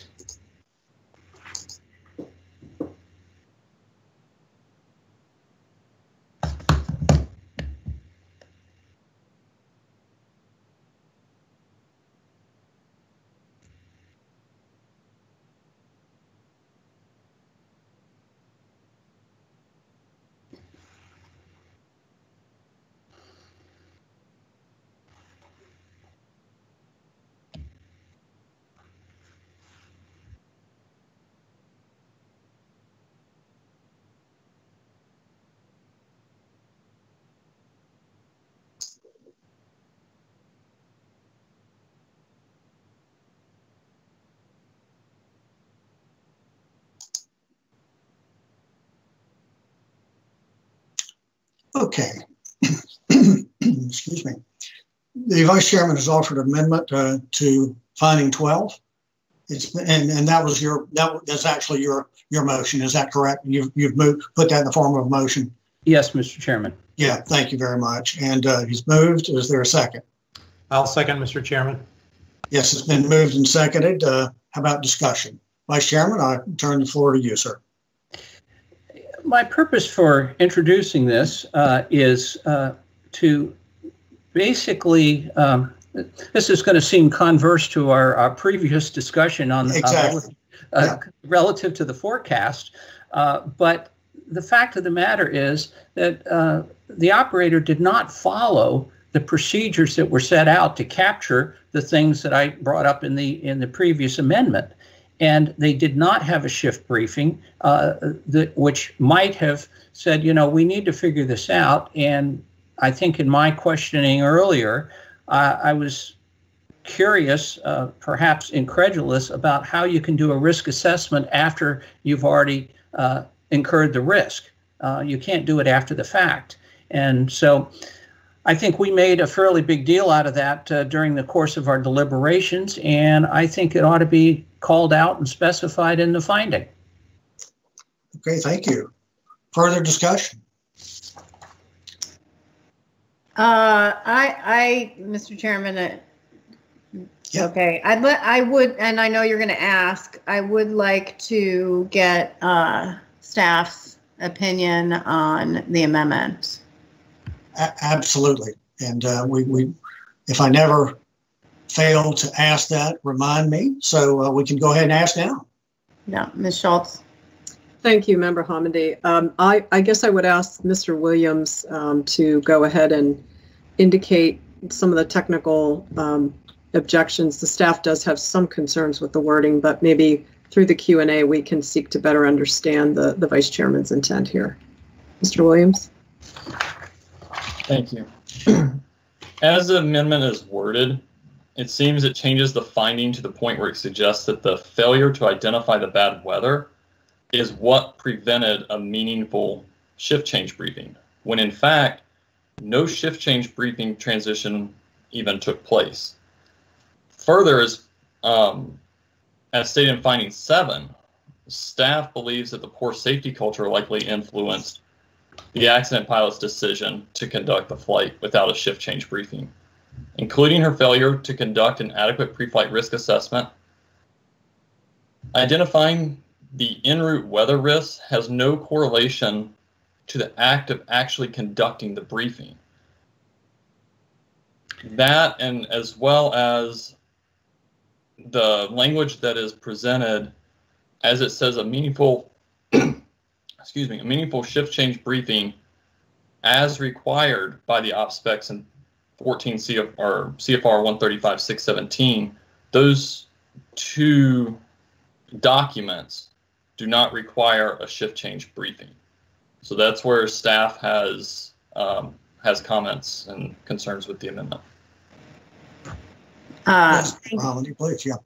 Thanks for answering that. Those were actually my concerns on whether, I mean, how it's redrafted. I think I wouldn't have had any concerns with the first 2 changes to "they failed" and adding which. It's the last portion of "and prevented a meaningful shift transition." Was it the actual not obtaining the weather information that prevented a meaningful shift transition briefing? Because from my perspective, a lot occurred that prevented any sort of shift transition briefing. There wasn't a briefing that occurred because of many factors, not just failure to obtain en route weather information. So that was my concern. Thank you. Question, Mr. Chairman? Yeah, yes, sir, please. Well, and maybe I'm missing the point here. There seems to be, I mean, throughout the earlier part of the finding, that's all they discuss is weather. And we've spent a lot of time discussing weather. And I would also agree with Member Hamady that this is not intended to detract from any of the other items that would be included in a meaningful shift transition briefing. But I think we could also, we might agree, and maybe this needs to be reworded or not, I think we might agree that the proximate cause, well, one of the proximate causes of this was the weather. Had we not had the weather situation, chances are pretty good that the flight would have been successful. So I'm just trying to reinforce the point, but I'll leave it for further discussion. Yeah, thanks. I'm still trying to process the change here. So you're saying because they didn't, and I do agree with you. The first part of that does acknowledge that sufficient weather information was available. So I do acknowledge that. I mean, that, and you acknowledged it as well. Although sufficient information was available. The reduced viz, they failed to obtain a complete, which precluded them from identifying crucial. Yeah, I think we're conflating two things. They didn't check the weather. There was sufficient information for the weather. That's one point. And they did not, even though it was available, they did not consult it. But I don't think that had anything to do with preventing a meaningful shift transition between the day shift and the evening pilot. I take your point. Because I don't think anything would have facilitated that briefing. You know, the helicopter was already running. I take your point. Well, thank you. Would there be any other discussion or before? And I'll turn it to the vice chairman. But go ahead, member. No, I think chairman. I will withdraw the proposed amendment. Thank you. Vice chairman would like to withdraw his amendment. Member Chapman, you seconded that. Are you willing to withdraw your second?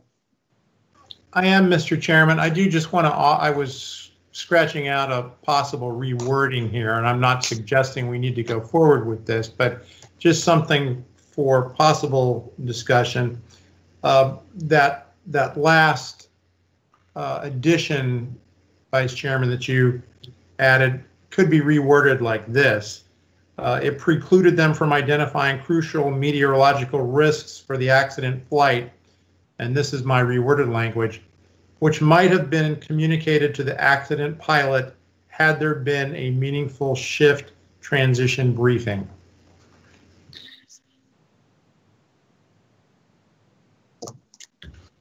Well, that gets the point across better than what I proposed.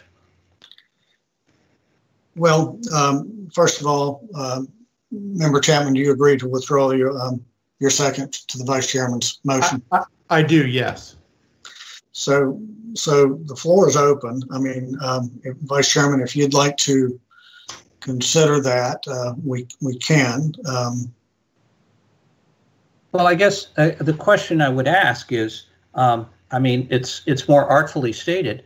It gets the point across that they didn't do what they were supposed to, and that weather was certainly a key factor. And had the accident pilot considered some of that, perhaps, and I emphasize perhaps, there might have been a different outcome.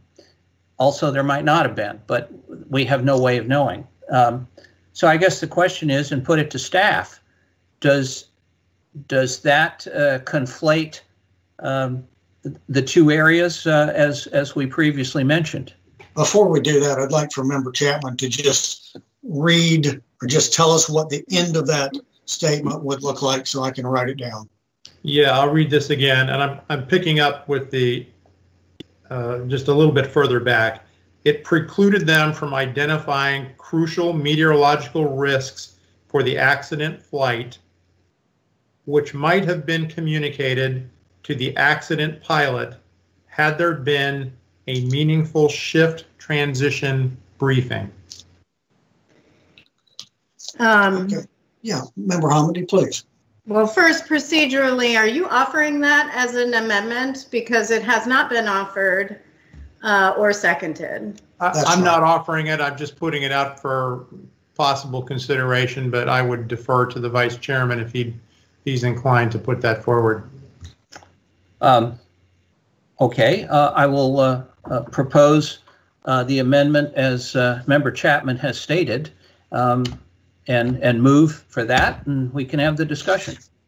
And we can do it that way. And I think Member Hamady would be right, according to, we should have a motion before we deliberate it. But before we go through the motion of making the motion and then seconding, and then, can we just, I'll accept your motion. I would be curious to know what staff says before you even make a motion. I mean, I'd like to. Fair enough. Thank you. I asked the question first. Yeah, okay. So let's just hear what staff's got to say if that were to be in there. And then you can make a decision based on what staff says if you want to make that motion. Thank you. All right, go ahead. Staff. Thank you, Chairman. Chairman, if you would bear with me, I just want to make sure that the staff has completely understood the new proposed language. So starting with the phrase, which precluded them from identifying crucial meteorological risks for the accident flight, then we would say, comma, which might have been communicated to the accident pilot had there been a meaningful shift transition briefing. Did I get that right? That's what I have, yes. Okay. Okay, thank you. Mr. Williams, I guess I would just ask you if, and we're also, this proposed change would also not refer to the operation specification or the CFR 135.617 paragraph A. As I see it, that would not be included. Okay. Okay. So, Mr. Williams, I don't know if you want to comment on that, or you would like to take a brief break to engage with the team. I'm sorry. Can I step in for a second? I understand that we want to get input from the staff on a revised or new amendment. The chairman withdrew his previous amendment. Member Chapman withdrew his second. I'd like to ask Ms. Silbaugh what the proper process is for considering a brand new amendment. I feel like there needs to be a offer of a new amendment to have that discussion. That certainly is the best procedural step, and we could either do it as a friendly amendment to the one that was proposed, but it sounds like, Chairman, you have concluded that one through a withdrawal. So I would propose that then we would have the new amendment if you want to have a full discussion from the staff on the record. We can do that if that would make people more comfortable. I just wanted the Vice Chairman to have the advantage of input before he offered an amendment that had not necessarily been thought through. But I mean, technically, we can do it either way. But I think Member Hamid is suggesting a motion, so I will call for a motion then. Okay, I will move. Do I have to read the whole thing here, or do we? Can we accept it as Member Chapman has stated? I tell you what, for these purposes, you can just read the end of it, and then before we vote on it, we'll read the thing from top to bottom. Very good. Then picking up identifying crucial meteorological risks for the accident flight, comma, which might have been conveyed to the accident pilot had there been a meaningful shift transition briefing. And so there's a motion. I think that's your motion. Is that correct? That is my motion, sir. Okay, and I'm going to ask for the second, but let me clarify. Member Chapman, did you say communicated or conveyed, or does it matter? I'm sorry, my mistake. It was communicated. I said communicated, yes. Okay, so it's been moved. Is there a second? I'll second for discussion. It's been moved and seconded, so let's discuss it. Who wants to go first on the discussion? Or, sir, if you wanted to now allow the staff to take their break, that would be fine. Okay, to take their break to reword it, that's fine. We just I like believe to comment. Correct. Okay. A brief intermission to be able to talk. As discussed earlier, there are many factors related to this particular issue with the briefing, the pre-flight briefing, and so I would like to make sure that we review those as part of this wording change. No, I agree, and the way I like to do it, I like for the staffs to have an input, but I like for the board to discuss it first, and then we ask the staff. So I'd like to comment on it. Does anybody else like to comment on it? Would anybody else like to comment on it? I will reserve my right to comment on it. I just need to read it a couple of more times. So go ahead, Mr. Chairman. Good, thanks. I think this takes us to where we were before when we had the previous motion. It's speculative that if this was there, that might have been communicated to the accident pilots had there been a meaningful shift briefing, transition briefing. There wasn't a meaningful shift transition briefing. You've got about three different possibilities going on in that one thing there. And so that's where I am right now. I think that's a fair point, Mr. Chairman. When you put it that way, I would agree. Now that you mention it. Agreed. Okay, so staff. I will withdraw the motion. Okay, you withdraw, Member Chapman. Would Yes, you that's like fine. to? Yes, This sir. is why. Thank you. Did you say that you pulled it back? Yes, yes, sir. Okay, so that motion's off. This is why I don't mind having a little bit of discussion before we get into a motion to let's see where we're going to go. I understand that, but there was already a withdrawal of the amendment. That's and correct. So if you have a withdrawal of the amendment, what's on the table is nothing at that point. And you have, in my opinion, you can amend an amendment when the consideration is on, when the amendment is before us for consideration. All right, let's go back to the General Counsel. So General Counsel, are we in order to have a discussion without a motion? It is a much cleaner record to have the motion so that it's clear on the record what the discussion is related to. You are certainly permitted to have other general discussions throughout all the measures that you are looking for. But I would agree with Member Hamady, for the audience's sake, to understand what is before the board for their consideration, it's beneficial to have that motion. Okay, I think, all right, good. Well, we've done that. We're back to we have proposed findings that have been read. Is there a motion to adopt the findings as initially read by Brian Curtis? I so move. It's been moved. Is there a second? Second. It's been moved and seconded to adopt the findings as originally read. Is there any discussion? Seeing none, we'll now proceed to a roll call vote. Vice Chairman Landsberg. I'll vote aye. Vice Chairman votes aye. Member Hamady. Member Hamady votes aye. Member Hamady votes aye. Member Chapman. Member Chapman votes aye.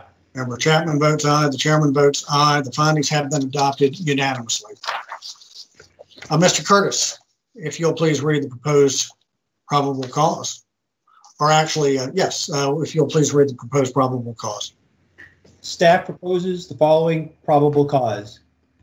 The NTSB determines that the probable cause of this accident was survival flight's inadequate management of safety, which normalized pilots and operations control specialists' non-compliance with risk analysis procedures and resulted in the initiation of the flight without a comprehensive flight weather evaluation, leading to the pilot's inadvertent encounter with instrument meteorological conditions, failure to maintain altitude, and subsequent collision with terrain.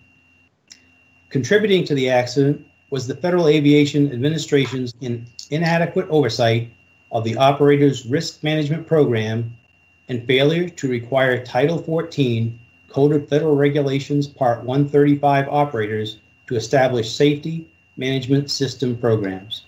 Thank you. Are there any amendments? Actually, Mr. Curtis, I heard when you read comprehensive, that I heard you say flight weather evaluation instead of pre-flight weather evaluation, and I believe Can you read that again? I'll read start to finish if you'd like. That'd be good. That'd be good. The NTSB determines that the probable cause of this accident was survival flight's inadequate management of safety, which normalized pilots and operations control specialists' non-compliance with risk analysis procedures and resulted in the initiation of the flight without a comprehensive pre-flight weather evaluation, leading to the pilot's inadvertent encounter with instrument meteorological conditions, failure to maintain altitude, and subsequent collision with terrain. Contributing to the accident was the Federal Aviation Administration's inadequate oversight of the operator's risk management program and failure to require Title 14 Code of Federal Regulations Part 135 operators to establish safety management system programs. Thank you. Yeah, thank you. It's been no amendments as I understand it. Is there a motion to adopt the probable cause as proposed? I so so move, moved. Mr. Chairman. Second. Okay, Member Hamady motions, Member Chapman seconds. It's been moved and seconded to adopt the probable cause as proposed. Is there any discussion? Seeing none, we'll proceed to a roll call vote. Vice Chairman Landsberg, how vote you? Vice Chairman votes aye. Aye. Vice Chairman votes aye. Member Hamady. Member Hamady votes aye. Member Hamady votes aye. Member Chapman. Member Chapman votes aye. Member Chapman votes aye. The chairman votes aye. The probable cause has been adopted unanimously. Mr. Curtis, please read the proposed recommendations. As a result of this investigation, staff proposes the following 14 new safety recommendations. 5 to the Federal Aviation Administration. Number 1, require that principal operations inspectors, parent POI, parent assigned to helicopter, air ambulance, parent HAA, parent operations possess helicopter and either HAA experience or experience as an assistant POI under a POI with HAA experience. Number 2, review the flight risk assessments for all helicopter air ambulance operators for compliance with Title 14 Code of Federal Regulations 135.617 and Advisory Circular 135-4B and require operators to address any deficiencies that are identified.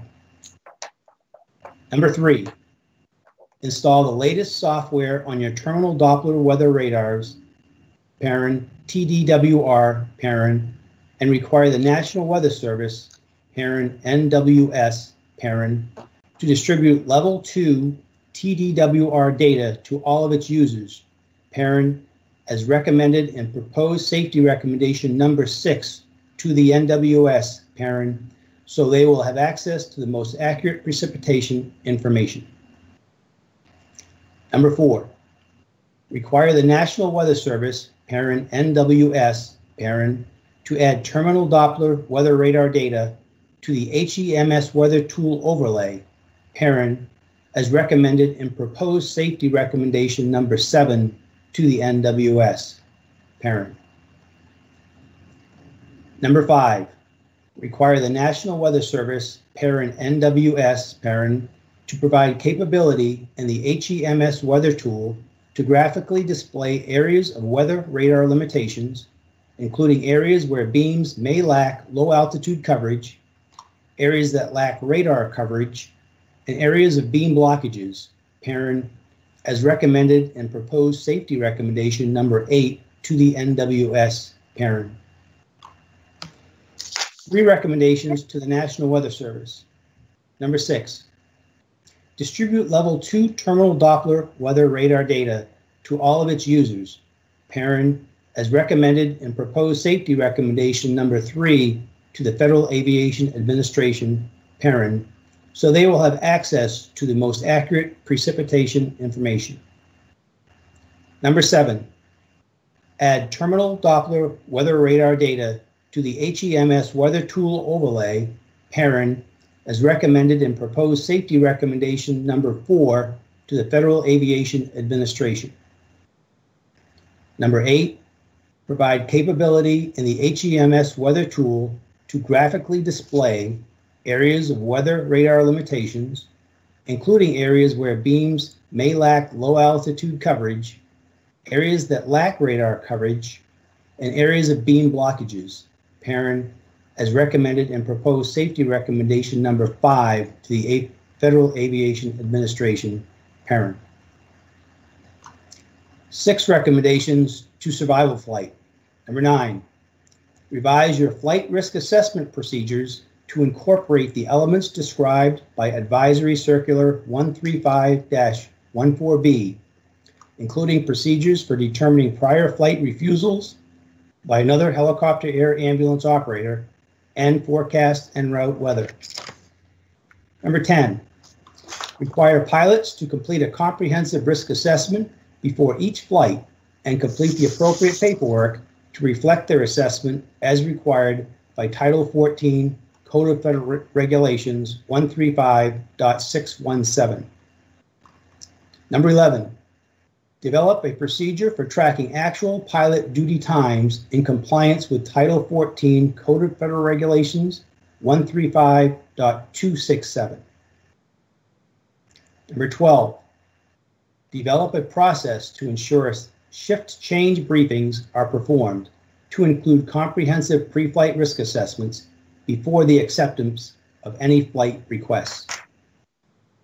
Number 13, establish a safety management system, SMS program under the Federal Aviation Administration SMS voluntary program that includes compliance with Advisory Circular 120-92B, Safety Management Systems for Aviation Service Providers. And number 14, develop and implement a flight data monitoring program independent of Federal Aviation Administration requirement. Their previously issued recommendations are reiterated and classified in this report. As a result of this investigation, staff proposes to reiterate and classify the following two safety recommendations to the Federal Aviation Administration. Recommendation A-16-35. After the action and safety recommendation A-16-34 is completed, require all Title 14 Code of Federal Regulations Part 135 operators to establish a structured flight data monitoring program that reviews all available data sources to identify deviations from established norms and procedures and other potential safety issues. Safety recommendation A-16-35 is classified open unacceptable response in section 2.2.3 of this report. Recommendation A-16-36 require all Title 14 Code of Federal Regulations Part 135 operators to establish safety management system programs. Safety recommendation A-16-36 is classified open unacceptable response in section 2.2.3 of this report. As a result of this investigation, staff proposes to reiterate the following two safety recommendations to the Federal Aviation Administration. Recommendation A-13-12 require the installation of a crash-resistant flight recorder system on all newly manufactured turbine-powered, non-experimental, non-restricted category aircraft that are not equipped with a flight data recorder and a cockpit voice recorder and are operating under Title 14 Code of Federal Regulations Parts 91, 121, or 135. The crash-resistant flight recorder system should record cockpit audio and images with a view of the cockpit environment to include as much of the outside view as possible, and parametric data per aircraft and system installation, all as specified in Technical Standard Order C197, Information Collection and Monitoring Systems. And recommendation A-13-13 require all existing turbine-powered, non-experimental, non-restricted category aircraft that are not equipped with a flight recorder data or cockpit voice recorder and are operated under Title 14 Code of Federal Regulations Parts 91, 121, or 135 to be retrofitted with a crash-resistant flight recorder system. The crash-resistant flight recorder system should record cockpit audio and images with a view of the cockpit environment to include as much of the outside view as possible, and parametric data per aircraft and system installation, all as specified in Technical Standard Order C197, Information Collection and Monitoring Systems. Chairman, that concludes the recommendations. Mr. Curtis, that's a mouthful. Thank you very much for reading those recommendations. Are there any proposed amendments to the recommendations? I just want to clarify a few things first. In A-13, Mr. Curtis, you meant flight data recorder, not flight recorder data. And the advisory circular in recommendation 2 is 135-14B, 14B. You know, normally when these recommendations are read, it's read as it's before us, and today it was read a little bit differently. I mean, I'm on page 86, and it's the parens were as recommended in proposed safety recommendation 6, but that's not what's in our recommendation. I understand you're trying to do that to reference recommendation 6, but we're not going to vote on the words proposed safety recommendations because once we adopt them, they're not proposed.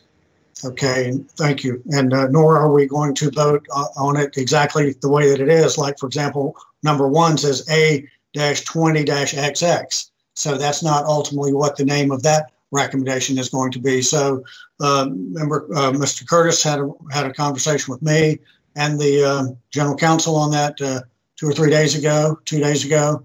So Ms. Silbaugh, would you like to address that, please?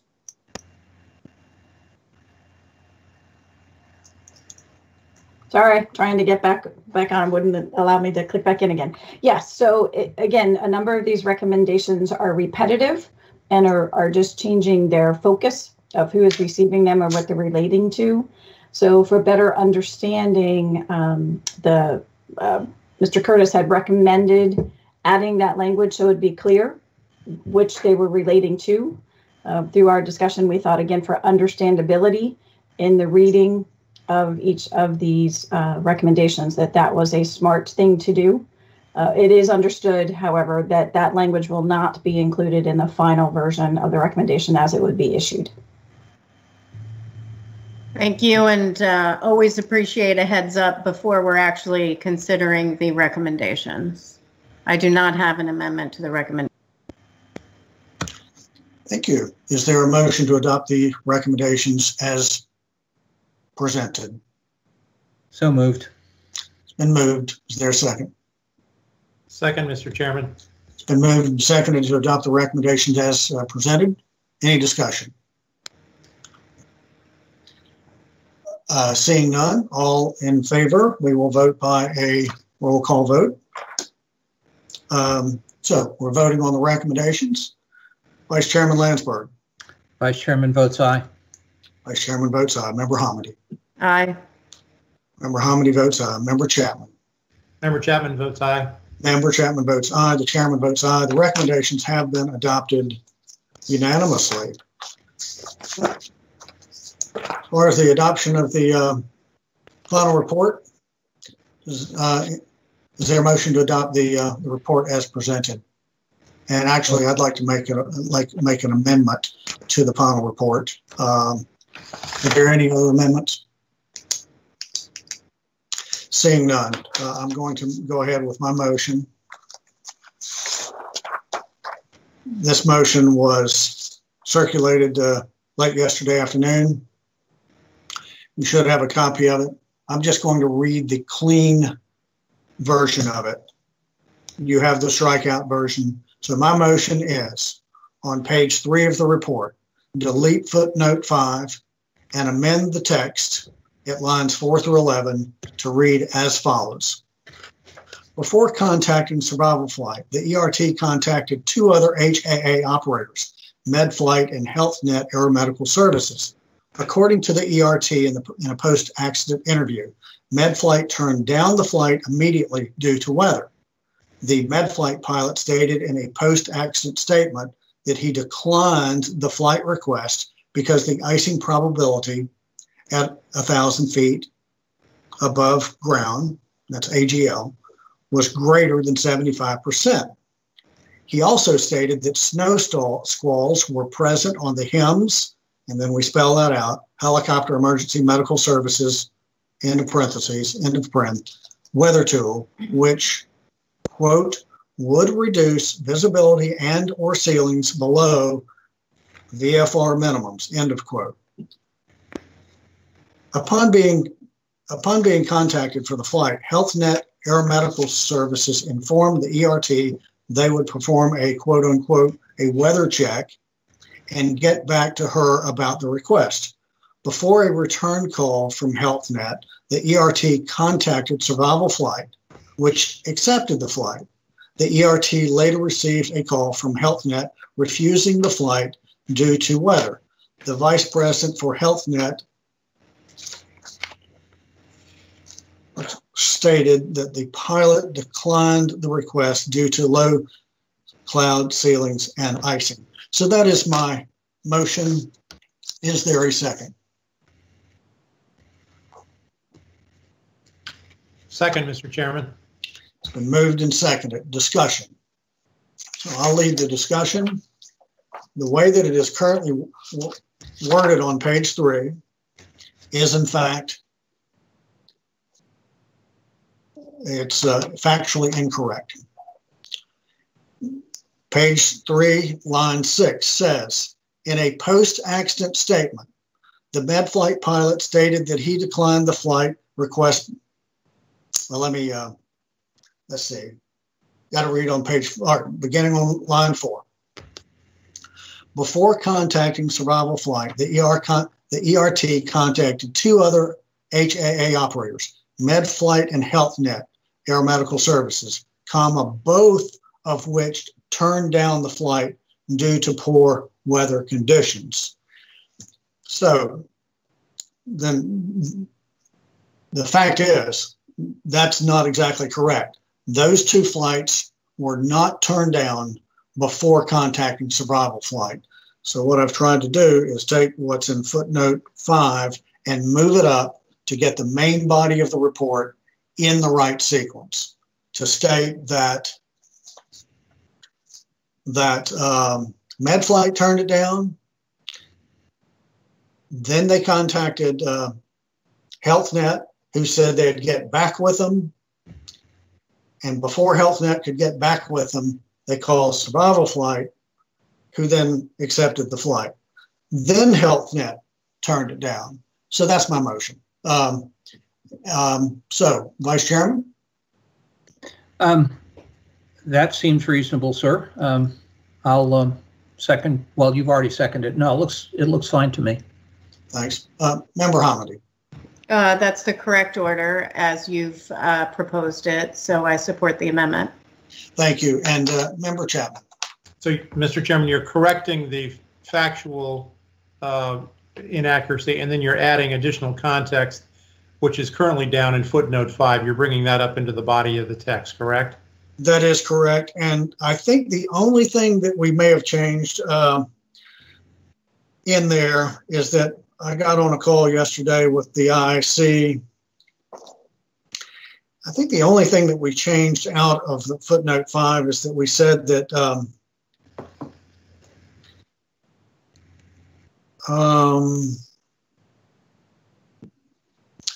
no, I don't even see it. So yes, that is the gist of what I was trying to do there, Member Chapman. I'm comfortable with your changes, Mr. Chairman. I'll support the amendment. Thank you very much. I'd like to hear from staff. Thank you, Chairman. Staff has no objections to the amendment. In fact, do you agree that this gets it in the right order? Yes, sir, we do. Okay, thank you. Any further discussion? Seeing none, all in favor of the amendment, we'll do a roll call vote. Vice Chairman Landsberg. Vice Chairman votes aye. Vice Chairman votes aye. Member Hamady. Member Hamady votes aye. Member Hamady votes aye. Member Chapman. Member Chapman votes aye. Member Chapman votes aye. The chairman votes aye. So that the final report, that amendment has been adopted. Do I have a motion to adopt the final report as we just revised it in that in that amendment? Member Hamady, okay. Member Hamady seconds, whatever. Okay, Vice Chairman motions to adopt it, the report as revised. Member Hamady seconds. Any discussion? Okay, we're now going to vote on the final report. Vice Chairman Landsberg. Vice Chairman votes aye. Votes aye. Vice Chairman votes aye. Member Hamady. Member Hamady votes aye. Member Hamady votes aye. Member Chapman. Member Chapman votes aye. Member Chapman votes aye. The chairman votes aye. The final report has been adopted as amended unanimously. Do any of my colleagues wish the right to file a concurring or dissenting statement? No? The chairman will reserve that right. Okay, good. I just saw Vice Chairman's eyes blink, so I was afraid your screen was frozen there and I was missing something. So good. As we prepare to wrap it up, those participating in the board meeting, feel free to turn off your cameras and microphones if you like.